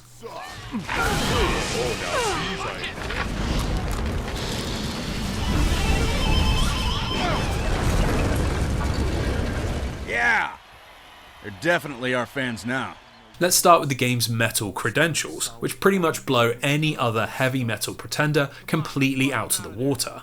You've got Ozzy Osbourne as the guardian of metal who sells you upgrades, Rob Halford voicing the hair metal villain General Lionwhite, Lemmy in a starring role as a bass-playing shaman, along with all sorts of smaller cameos, like Kyle Gass as a freakishly big-handed minion and Lita Ford as the game's love interest, Ophelia. Of course, the star of the show is Jack Black as Eddie Riggs, and while he can often be a bit of an acquired taste, I think his over-the-top style really suits Schafer's writing, which isn't trying to be super intense, and instead is more of a loving, ironic take on the absurdity of the genre. Another thing Brutal Legend nails is the soundtrack, which features songs from almost 4 decades worth of metal bands. Everything from old school stompers like Diamond Head and Budgie to the late 80s thrash of Testament and Anthrax, along with a ton of modern classics like Mastodon, In Flames and Cradle of Filth. While they mainly play as you drive around in the open world, what's cool is that Double Fine have also used a bunch of these during cutscenes, and despite the graphics being pretty simplistic, hearing Children of the Grave as Eddie learns to fight, or Through the Fire and the Flames as you race out of a collapsing castle, well, it's extremely cinematic. Now, while the gameplay might initially look like a bit of a mindless brawler, which, let's be honest, would still be fine by typical metal game standards, there are some clever ideas sprinkled in that really use the subject matter to full effect. Alongside his trusty battle axe, Eddie quickly gets hold of a magical guitar, and by progressing the story or discovering them in the world, he can learn solos which act like spells, doing things like pumping up your troops to fight harder, melting enemies' faces with his dazzling speed, or even calling in a giant leaden zeppelin to destroy the battlefield. What's cool about these is that not only were all the solos custom written by Glenn Tipton of Judas Priest, but they each require a little Guitar Hero style input, which actually does a pretty good job of making you feel like you're shredding up a fretboard in the heat of a melee. Between the cool cameos, the creative gameplay, quite a bit of mission variety, and a captivating story about ancient metal-worshipping humans trying to liberate their homes from the clutches of the demonic Emperor Doviculus, the first half of Brutal Legend is genuinely fantastic. And then, halfway through, everything changes. This is where Brutal Legend starts to become much closer to what Schafer and his team had originally imagined. An asymmetrical, 3-faction, heavy metal-inspired, real-time strategy game. And while I love the idea and the ambition, the execution does leave quite a bit to be desired. The idea is that each team needs to capture fan points, which generate a resource that you can spend on troops, and once you've got a big enough army, you head over to the enemy's base and try and tear it down. It's a pretty typical RTS setup, but the intrigue comes from how active you can be on the battlefield, as you get stuck into the fighting yourself, use your guitar to unleash all manner of spells, and team up with your troops to pull off special combos. With 3 different tech levels and all manner of different troops to fight with, Double Fine have clearly put a lot of effort into trying to make a complex strategy system. But the truth is, it's all held back by the controls and the perspective. As you're stuck playing with a controller, the commands you can issue are very basic. Just follow, attack, and hold. And as there's no minimap, and you have to do everything from third person, it's often hard to see what's actually happening, or manage individual units. Now that doesn't mean it's not fun, as seeing the massed forces of death metal clash with a militia made up of undead emos and goths is a novelty you can't find anywhere else, but it doesn't really hold up against the best in the genre, or even the best RTS games that consoles have to offer. In interviews, Tim Schafer always said that he hoped people would see Brutal Legend like a kind of modern remake of ActRaiser, a Super Nintendo game that also blended strategy ideas with in-your-face action, but sadly, it wasn't to be. When Brutal Legend released in October of 2009, it received pretty warm reviews, typically around an 8 out of 10, but its strange genre clash and unique aesthetics didn't really connect with audiences. In its first month on the market, it shipped just 300,000 units, and while this did eventually climb to 1.1 million, it was nowhere near enough to make back the money that its absurdly long and messy development had cost. Obviously, this meant that EA were uninterested in a sequel, but the real tragedy was that it put Tim Schafer and Double Fine off of producing these sorts of games for the better part of 15 years. As they shifted towards much smaller scale, self-published projects that didn't carry quite as much risk. They did eventually return to big budget development with Psychonauts 2 in 2021, but alas, Schafer has always maintained that he's not sure he would ever want to make another Brutal Legend, largely because the game he dreamed of and the game people fell in love with are really two very different things. The sad truth is that while Brutal Legend is easily the most metal game of all time, this disconnect means it will forever be a standalone album. A completely insane piece of art that represents everything that can go wrong in video game development, but also celebrates everything that makes heavy metal video games so great.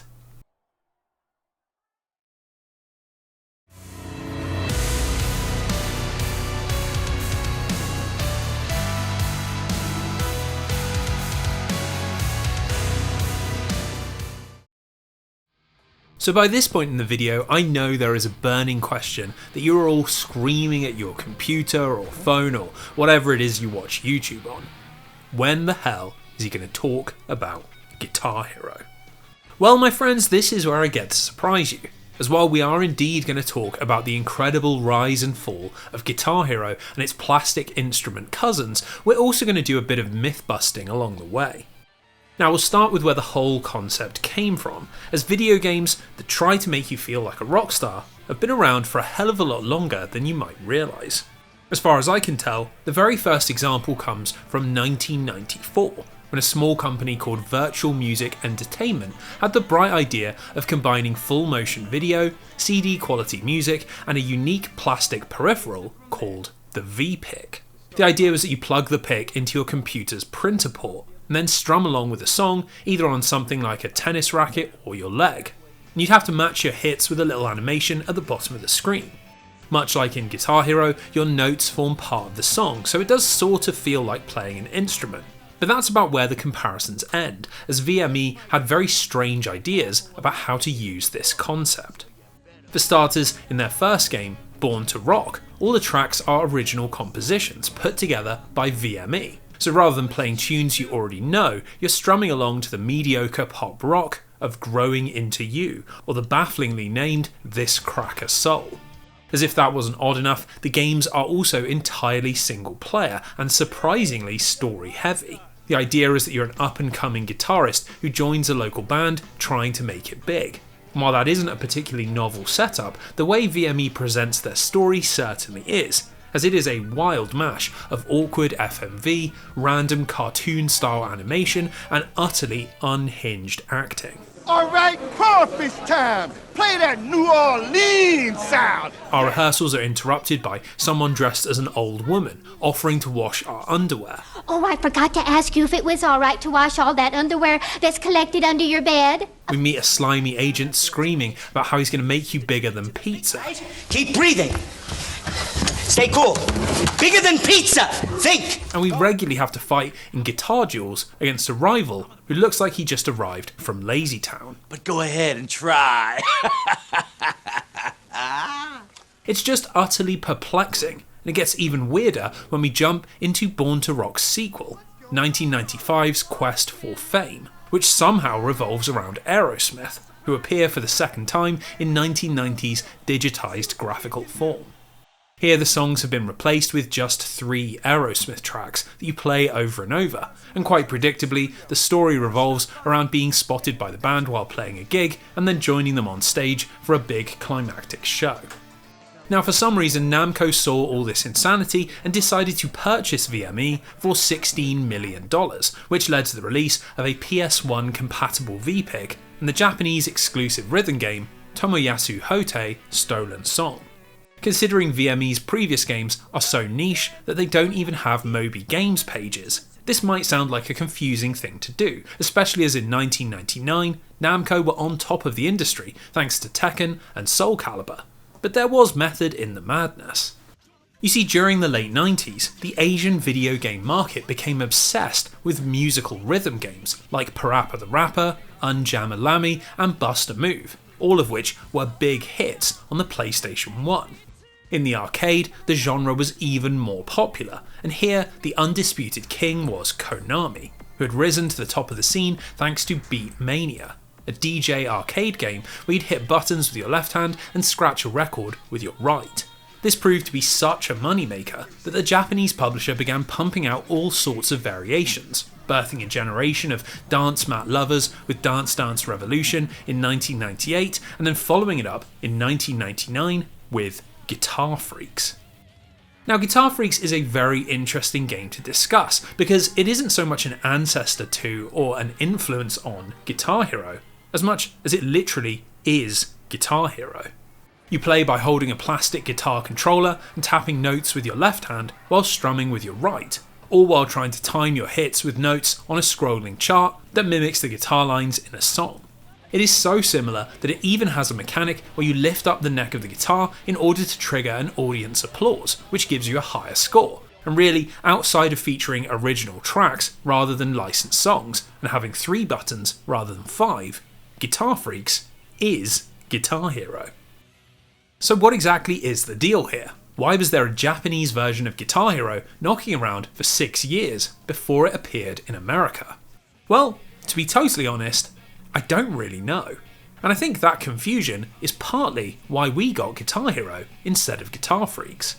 You see, while Konami's series was extremely popular and got an incredible 11 sequels in just 5 years, the publisher clearly didn't think the idea would work outside of Asia, which left an opportunity for 2 savvy American businessmen called Kai and Charles Huang.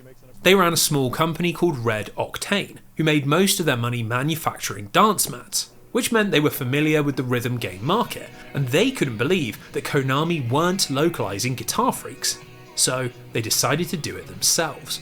Luckily, they had a relationship with a small developer called Harmonix, who had previously made abstract rhythm games like Frequency and Amplitude for the PlayStation 2, and so together they went about creating a version of Guitar Freaks that would not only appeal to Americans, but was just different enough that they could avoid a potential lawsuit.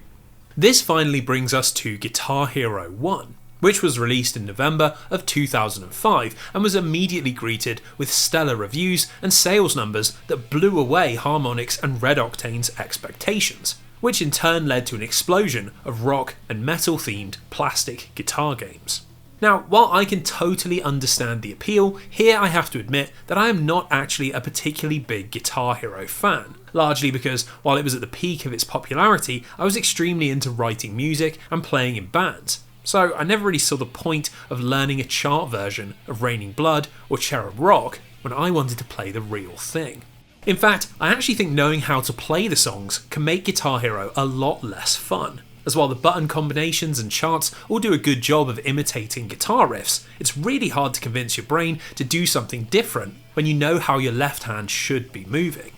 Regardless, it's close enough that unless you're a loser guitar nerd like me, it makes you feel like a rock star, and along with soundtracks that really tapped into the popularity of rock, punk and metal in the mid-2000s, the series became an industry juggernaut virtually overnight.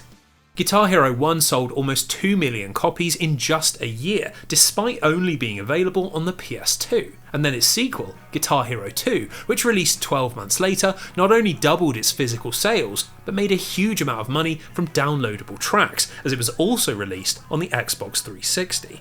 By this point, the rhythm game cat was out of the bag, and even Harmonix and Red Octane splitting up, as they were both purchased by Viacom and Activision respectively, wasn't enough to derail the world's growing plastic guitar obsession. In 2007, Guitar Hero 3 released, now being developed by Tony Hawk veterans Neversoft, and thanks to a slightly edgier look, a more fleshed out single player, and master versions of the songs rather than covers, it was a colossal hit.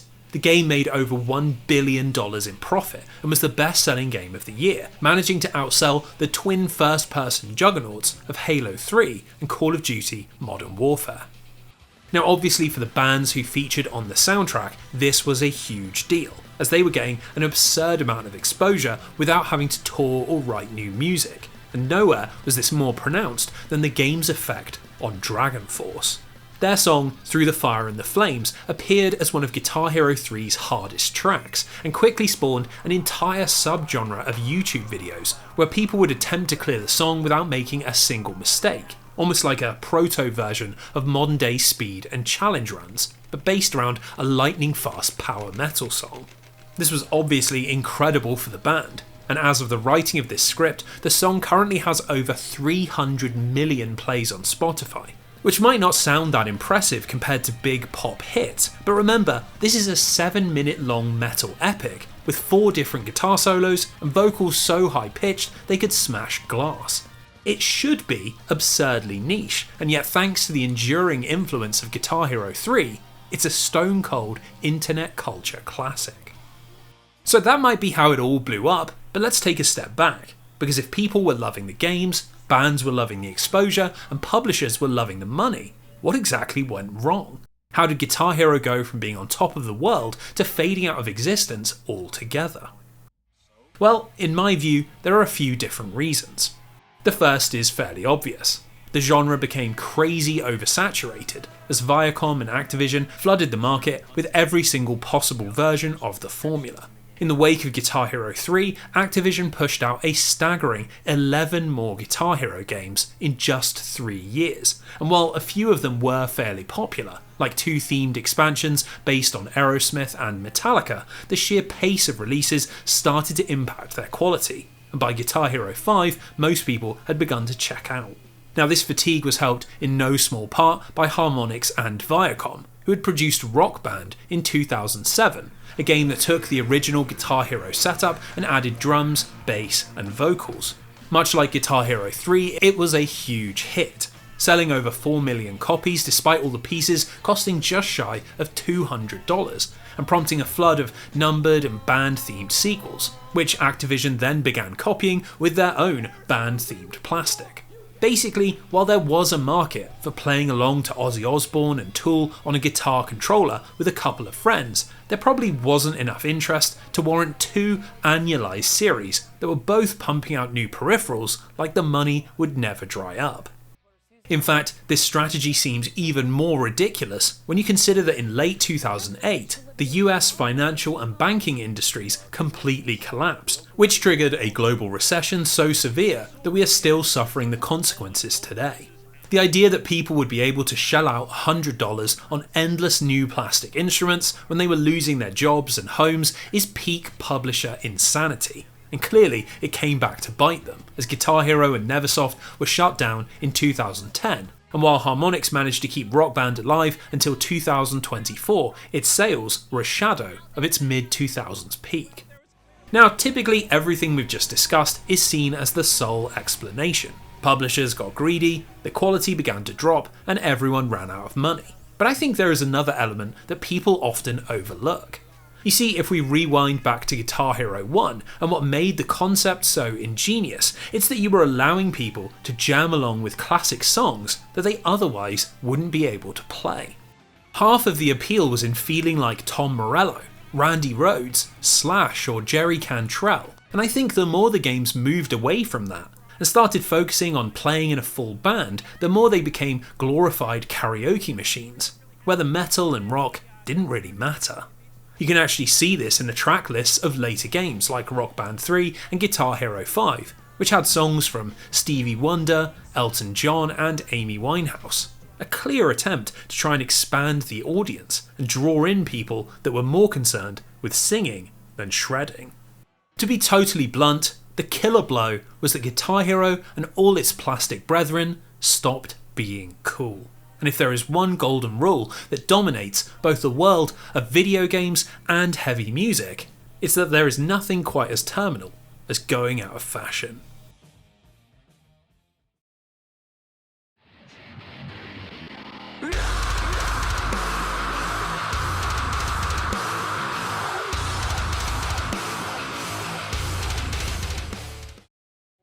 If you cast your mind back to the very first chorus of this video, we spoke about a game that perfectly embodies what it is to be metal. Pulse-pounding sci-fi horror shooter called Doom. Well, for our final chorus, we're going to return to this legendary series, because not only do the Doom reboots take the heavy metal ideas of the original and bring them into the 21st century, but they also tell a truly tragic story about the dark side of video game music. So let's return to id Software, who by the 2010s had become a very different kind of company. All of the famous founding members had left or retired. They'd been purchased by ZeniMax, so were no longer independent. Doom and Quake had long since slipped from being at the top of the industry, and their latest game, Rage, had only released to moderate success.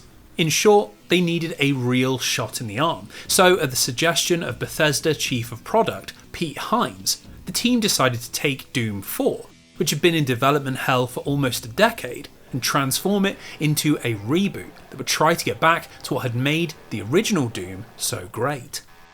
Now this job was entrusted to two men, director Hugo Martin, an imaginative concept artist who designed the mechs in Pacific Rim and was overflowing with love for all things pop culture, and producer Marty Stratton, whose background was in business development and who will become very important to this story in just a moment. Under their leadership, the team at id quickly honed in on what they wanted to do, which was to ditch the slow-paced horror and environmental storytelling of Doom 3 and produce a shooter that embraced the non-stop action of the series' roots. The result was an incredible video game, a first-person shooter unlike anything else in the HD era, where the player is rewarded for being as aggressive as physically possible, and the main character, the Doomslayer, couldn't care any less for world building, exposition or talkative NPCs.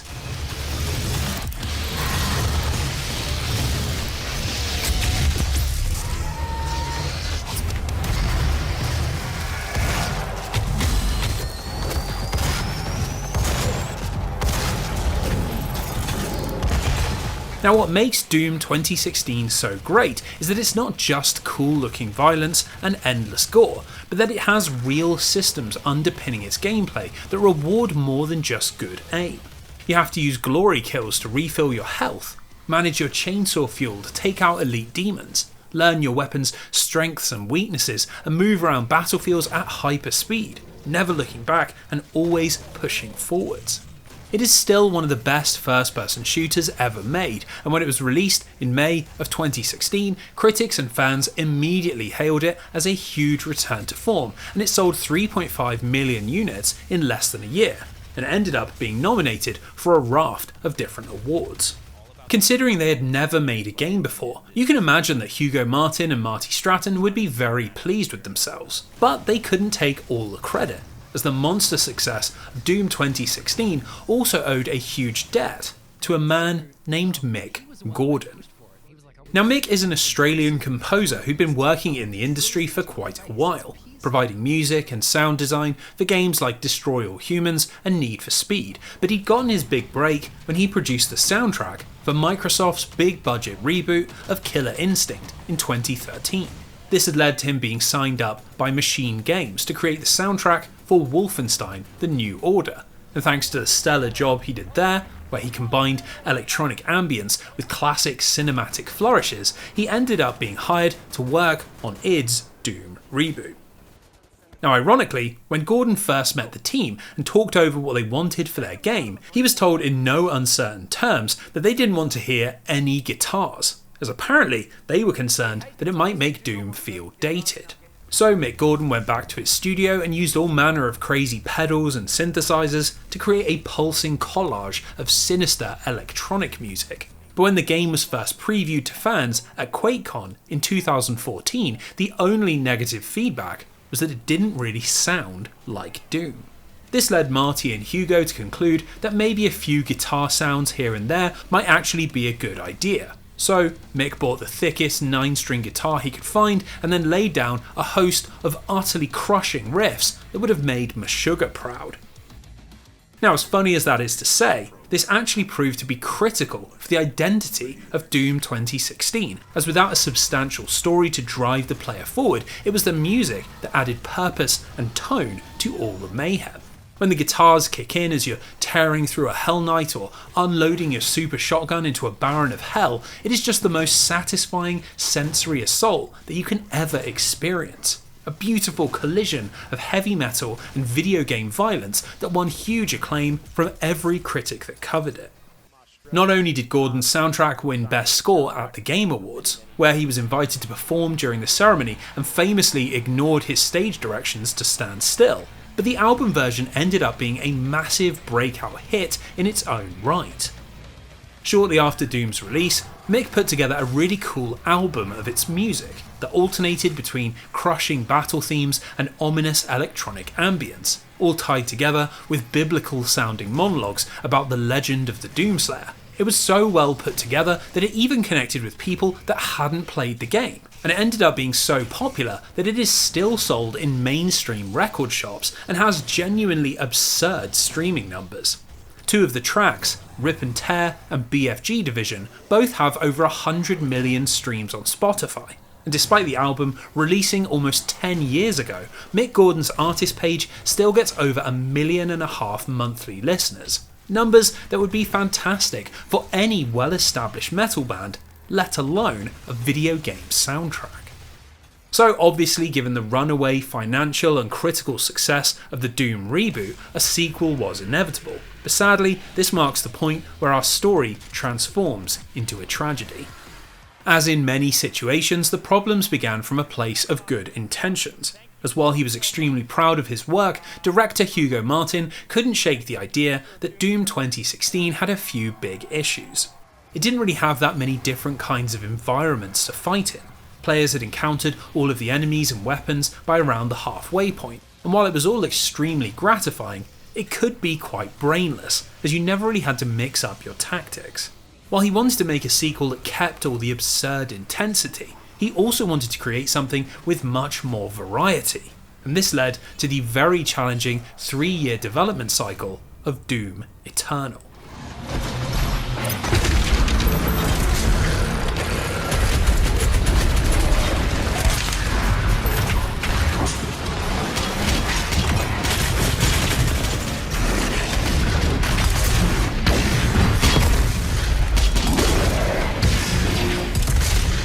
While it might look very similar, Doom Eternal is actually quite different to Doom 2016, as rather than all-out power fantasy warfare, it takes the classic Doom formula and twists it into a frantic dance of resource management, complex movement, and fast-paced decision-making. It has a ton of interlocking systems, like how enemies are weak to specific weapons, which prompts you to change gun constantly during battle, but then also always has you on the cusp of running out of ammo, so you have to be on the lookout for enemies that you can chainsaw, as this now restores your firepower. There's a new armor system that requires you to set enemies on fire, a dash to avoid specific attacks and move around faster, new types of gear that introduce crowd control, 2 types of melee attack, a ton of new enemies, all with their own unique tactics, and a story that takes the Doomslayer to Earth, Mars, Heaven, and Hell. To be frank, Doom Eternal is probably the most complex first-person shooter that has ever been made, and while it did put off some fans who just wanted more straightforward violence, for many people, myself included, the sheer satisfaction of mastering all its mechanics makes you feel like a demon-slaying god. Unsurprisingly, this led to even better review scores and even higher sales numbers, but it's in all this newfound complexity that things started to go very wrong for Mick Gordon. You see, Mick's contract for Doom Eternal specified that he had to produce 2 tracks per month that could be used in the final game. But because development was all over the place, as the team tried to work out how all these ideas would fit together, Mick often had no idea what he was supposed to be scoring. Rather than getting to sit down with proper slices of gameplay, he had to deliver tracks totally blind. And this led to the team at id rejecting a lot of his work and causing him to have to produce almost double the amount of music that he was originally contracted for. This was very frustrating and made the process far less enjoyable, but as the final soundtrack turned out great, there was no reason to believe anything nefarious was happening. That is until April 2020, when people began to notice that the official Doom Eternal soundtrack album was absolutely awful. It was compressed to hell, the mixing was all over the place, there were lots of strange clipping sounds, and when he was asked about this on Twitter, Mick Gordon surprised everyone by revealing that he had barely been involved in the construction of the album. This was very strange to hear, and quite a few video game websites began running articles about both the poor quality soundtrack and Mick's apparent exclusion, but the situation hit nuclear levels of confusion just a few days later. On the Doom subreddit, series producer Marty Stratton published a lengthy post in which he laid out a series of allegations against Mick Gordon, accusing him of extreme unprofessionalism, as he had apparently failed to deliver the soundtrack on time, which had forced lead audio designer Chad Mossholder to throw something together at the last minute. It was a shocking thing for a high-profile game executive to come out and say about a colleague, which meant that the post soared to the top of Reddit's front page, triggering a wave of speculative news articles, gossiping YouTube videos, nasty social media posts, and the effective destruction of Mick Gordon's reputation. Despite being one of the most recognisable names in video game music, responsible for two of its greatest ever soundtracks, Mick Gordon almost completely disappeared from the public eye, which of course meant people started to believe that Marty Stratton had been telling the truth. That is until May 2022, when Mick Gordon finally issued a reply, an extremely lengthy post on Medium that rebuffed all of Marty Stratton's claims and brought indisputable evidence that the id Software producer had been lying through his teeth. You see, Gordon's 2-year silence stemmed from a long-running legal battle, where he was not only seeking a retraction and apology from Stratton, but payment for all of the rejected music that he'd provided id, which they had ended up using without his consent. Now, to make matters even worse, not only had the studio attempted to rip him off, but Gordon had hard proof that it was Marty Stratton that had messed up the Doom Eternal soundtrack and had made the Reddit post in an extremely pathetic attempt to deflect the blame. Back when Doom Eternal had been announced, Stratton had stood on stage at E3 and gleefully revealed that the $200 collector's edition would come with a copy of the soundtrack, produced by Mick Gordon. But he'd done this before a contract had ever been signed. When Gordon heard about this, he asked Stratton to send over an agreement so he could get to work, but Stratton never did this, claiming it would be a distraction from his work on the game. And when he eventually did send it, it was just 2 weeks before the game and the album were due to be released. This made it impossible for Gordon to put together a 2-hour-long concept album, so Marty suggested that they use Chad Mossholder to fill in any gaps. But then, 2 days before the album was due to be submitted, Stratton threw out all of Gordon's work and told him that Mossholder would be doing everything. To Gordon's horror, he discovered in the soundtrack metadata that Mossholder had already been working on the project for 6 months, which pretty much confirmed that Stratton's plan had always been to produce something cheap at the last minute and then slap Mick's name on it. So the album came out, everyone hated it, and Gordon found himself in a call with the producer, who strangely accused him of unprofessionalism for telling people that he hadn't mixed it, while also begging him to come back and save his ass with a new soundtrack. Amazingly, despite the disrespect for his work and the ongoing lack of payment, Gordon agreed to start working on an all-new version, only to discover a few days later that Stratton had instead decided to go on Reddit and blame the whole thing on him. So he hired a team of lawyers and tried to fight back, only to be met with 2 long years of gaslighting, delays and threats from id Software and ZeniMax, both of whom refused to acknowledge that Marty Stratton had done anything wrong at any point in the process.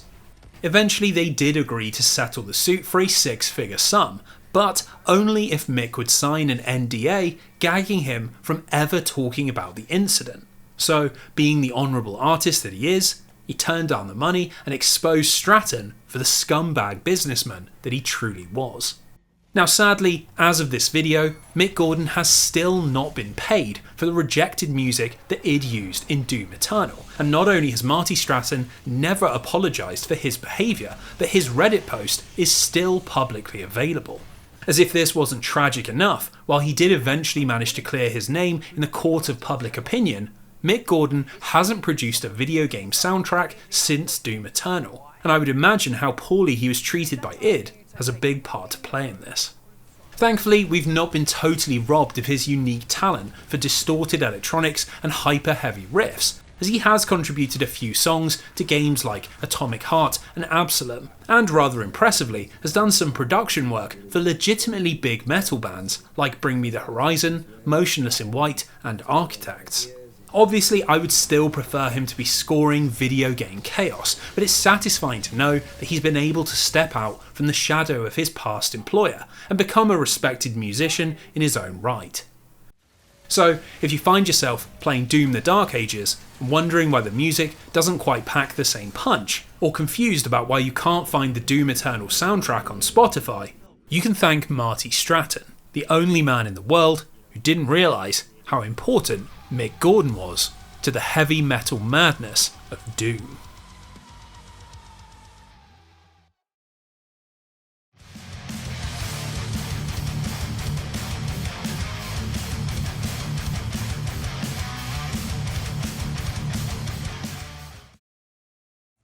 So with tired legs and ringing ears, we find ourselves stumbling into the finale of this video, where we should probably try to work out what all this means for the future of heavy metal and video games. Now there is a real temptation to go with the obvious conclusion, that heavy metal is dead and that the video game world has long since moved on. The industry that produced quirky license games like Motorhead, Revolution X and Kiss Psycho Circus, well that disappeared decades ago. And as video game development has become something measured in tens of millions of dollars, I doubt there are many studios or publishers keen to bring it back.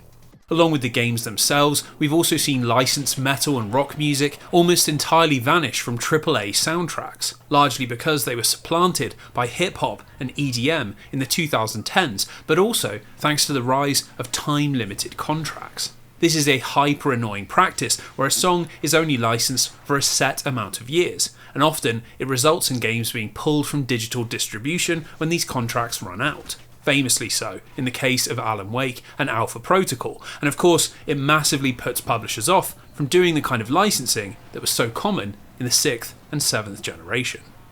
Even away from meta-analysis of the modern industry, Guitar Hero is long gone, Rock Band doesn't exist anymore, Brutal Legend never got a sequel, Mick Gordon split from id Software, and to be totally blunt, metal simply isn't as dangerous as it was back in the 80s and 90s, when it was frightening politicians into Senate hearings and creeping into violent video games. We could just end the story here, but I think that would be wrong, as in fact, the beautiful romance between thunderous heavy metal and imagination-bending video games has never been stronger, and many of those dead ends are actually alive and kicking. Let's start with rhythm games, because while Activision and Viacom might have squeezed the genre into dust, it is still here in the form of Clone Hero, an incredible project put together by a solo developer called Ryan Foster, a big fan of the series who'd become fed up with how it was being treated. His idea was to take the UI of Guitar Hero 3 and pair it with software that would allow fans to put together and share their own charts, which spawned a whole online community that keeps the spirit of the series alive through tens of thousands of custom-made songs. As it's compatible with virtually every peripheral ever produced and is entirely free, it's everything you could ever want from a modern fan-developed Guitar Hero successor, and incredibly, it's even produced a ton of viral videos, thanks to people playing crazy meme songs like Master of Puppets, but it speeds up every time he says master. Now if that's a lovely example of fans keeping heavy metal video games going, let's switch it up with an example in one of the biggest games of all time, Fortnite. Considering the game's reputation for live service, IP crossover nonsense, and exhausting Zoomer streaming culture, you might be wondering what the hell I am talking about, but trust me, this is actually quite cool. On June 22nd and 23rd of 2024, Fortnite hosted a playable Metallica experience that took 6 of the band's biggest songs and twisted them into a crazy mixture of intense action gameplay and mind-bending visuals. You race dragsters at 500 miles per hour to the tune of Lux Eterna, leap between platforms made of twisting gears to For Whom the Bell Tolls, battle the hideous master of puppets who's been transformed into a Destiny-style raid boss, and then finally celebrate with a hellish version of Enter Sandman. Sure, it is only 10 minutes long and probably could have included a lot more songs, but if you put aside your cynicism for the game that it sits inside, I actually think this is a pretty cool idea, and I would imagine it helped introduce a lot of young kids to a heavier kind of music, just like Pro Skater did back in the 2000s. Funnily enough, this isn't even the only piece of heavy metal inside Fortnite, as through a strange turn of events, Epic ended up buying Harmonix in 2001, and while they did support Rock Band for a few years, the developer was eventually tasked with bringing their rhythm gameplay into Fortnite, as a little minigame called Fortnite Festival. While most of the music available is pretty bog-standard pop, like Billie Eilish, Sabrina Carpenter and Bruno Mars, there is a pack of Metallica songs. Although, without the ability to play with a guitar controller, I do sort of wonder what the point is. Regardless, it's still the biggest metal band of all time, getting a headline slot in one of the biggest games of all time. And really, it's amazing that after 40 years of video game band crossovers, these types of games are still being made. Now, while this is all very cool, it's in the grand old tradition of metal bands writing new music for video games, where all the really special stuff is happening. We've had Greek black metal legends Rotting Christ put together a haunting soundtrack for Mortal Shell. Poets of the Fall writing a 10-minute theatrical rock epic for Alan Wake 2. A genuine hit song in the form of Death Stranding's Ludens by Bring Me the Horizon. And in just the last few weeks, Capcom released a song by Igor and Max Cavalera of Sepultura and Soulfly, all about Street Fighter's Zangief. Everywhere you look in the modern video game industry, there are marketing campaigns, promotional tie-ins and seasonal events, all featuring metal and rock bands. So before we sign off, I want to talk about my 2 favourites. The first comes from a little studio called CD Projekt Red and a monster of a game called Cyberpunk 2077. Now, I could talk for hours about this game. The crazed story of its botched launch, the ridiculous depth of its world building, its imperious DLC, or how its tie-in anime is one of the best TV shows I've ever seen. But I'm going to exert some self-control and keep it to the music. This is a particularly cool part of the game because it touches on lots of different things we've covered in this video. Curated licensed soundtracks, in-game radio stations, and original songs. But what makes Cyberpunk different is just how much care has been put into them. There is of course a radio station called Ritual FM, which plays extreme metal as you drive around Night City, but it's not just a random mixtape, as all the bands featured were asked to write music that they thought people would be listening to in 2077, which gives everything a really unique experimental vibe. On top of this, the actual plot of Cyberpunk heavily revolves around a hardcore band called Samurai, who are fronted by the anarchist rock star Johnny Silverhand, who lives inside of our protagonist V's head throughout the story.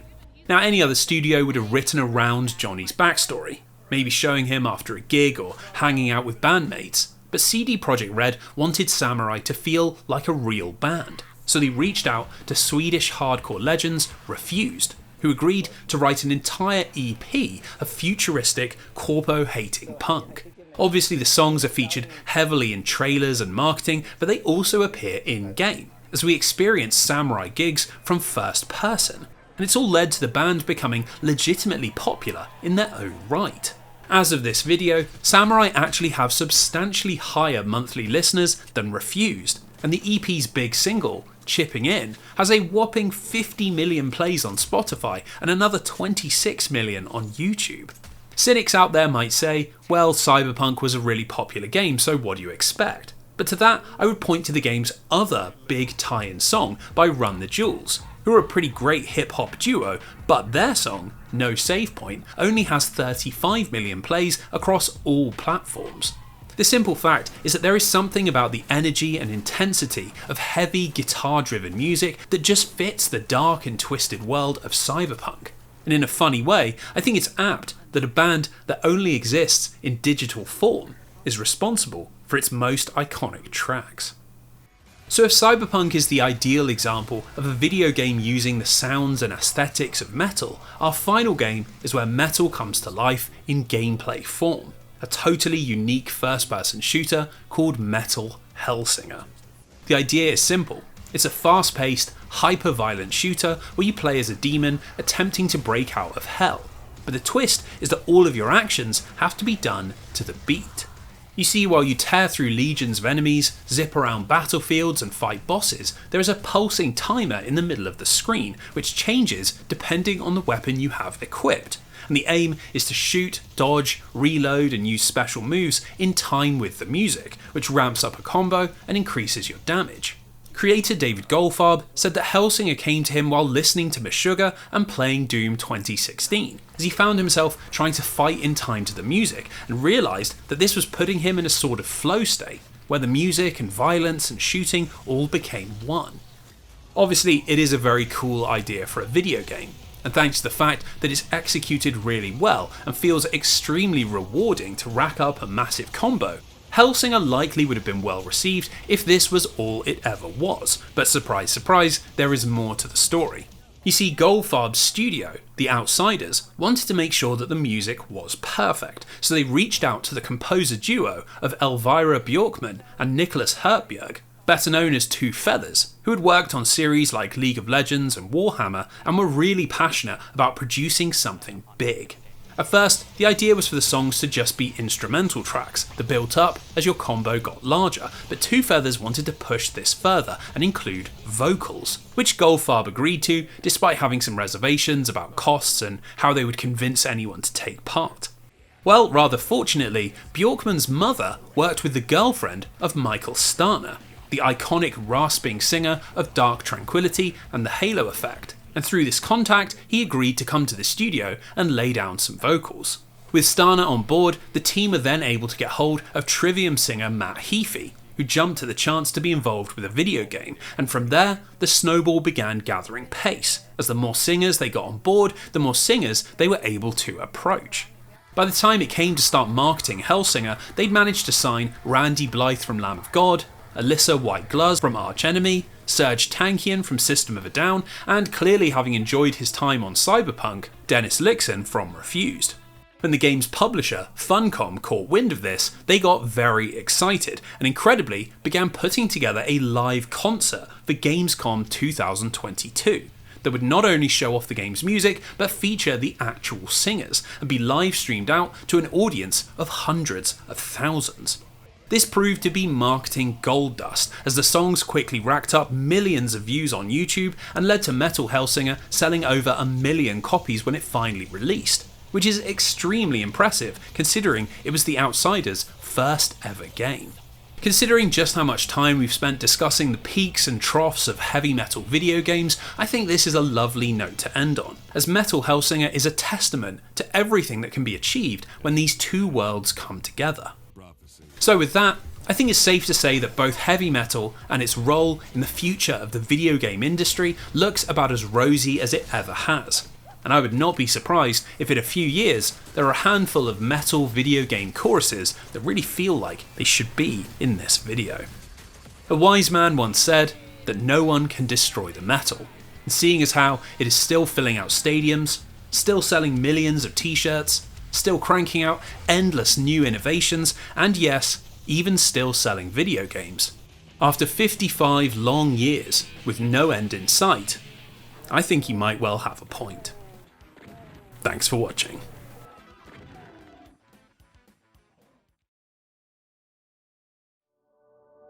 So just before the lights go down, I want to say another big thank you to my patrons, as it's their support that keeps this channel alive, and that is something that I will never stop being thankful for. You've probably all noticed that YouTube has been getting seriously weird this year, pushing AI-made videos as a feature, drowning out long-form content with brain rot shorts, and doing everything possible to make the subscription system feel as irrelevant as possible. I've sort of come to terms with the fact that videos like mine just aren't what the platform wants moving forwards, so the fact that there are people willing to go to an entirely different website and pay money to keep the ship sailing, well, really it is an incredible honour. As for the next video, we're going to stay in the world of weird themes, although what that theme is and how it relates to 35 years of strange video game adaptations, well, I'll leave you to ponder what that means. In the meantime, thanks for watching, thanks for supporting, and I'll see you on the next one.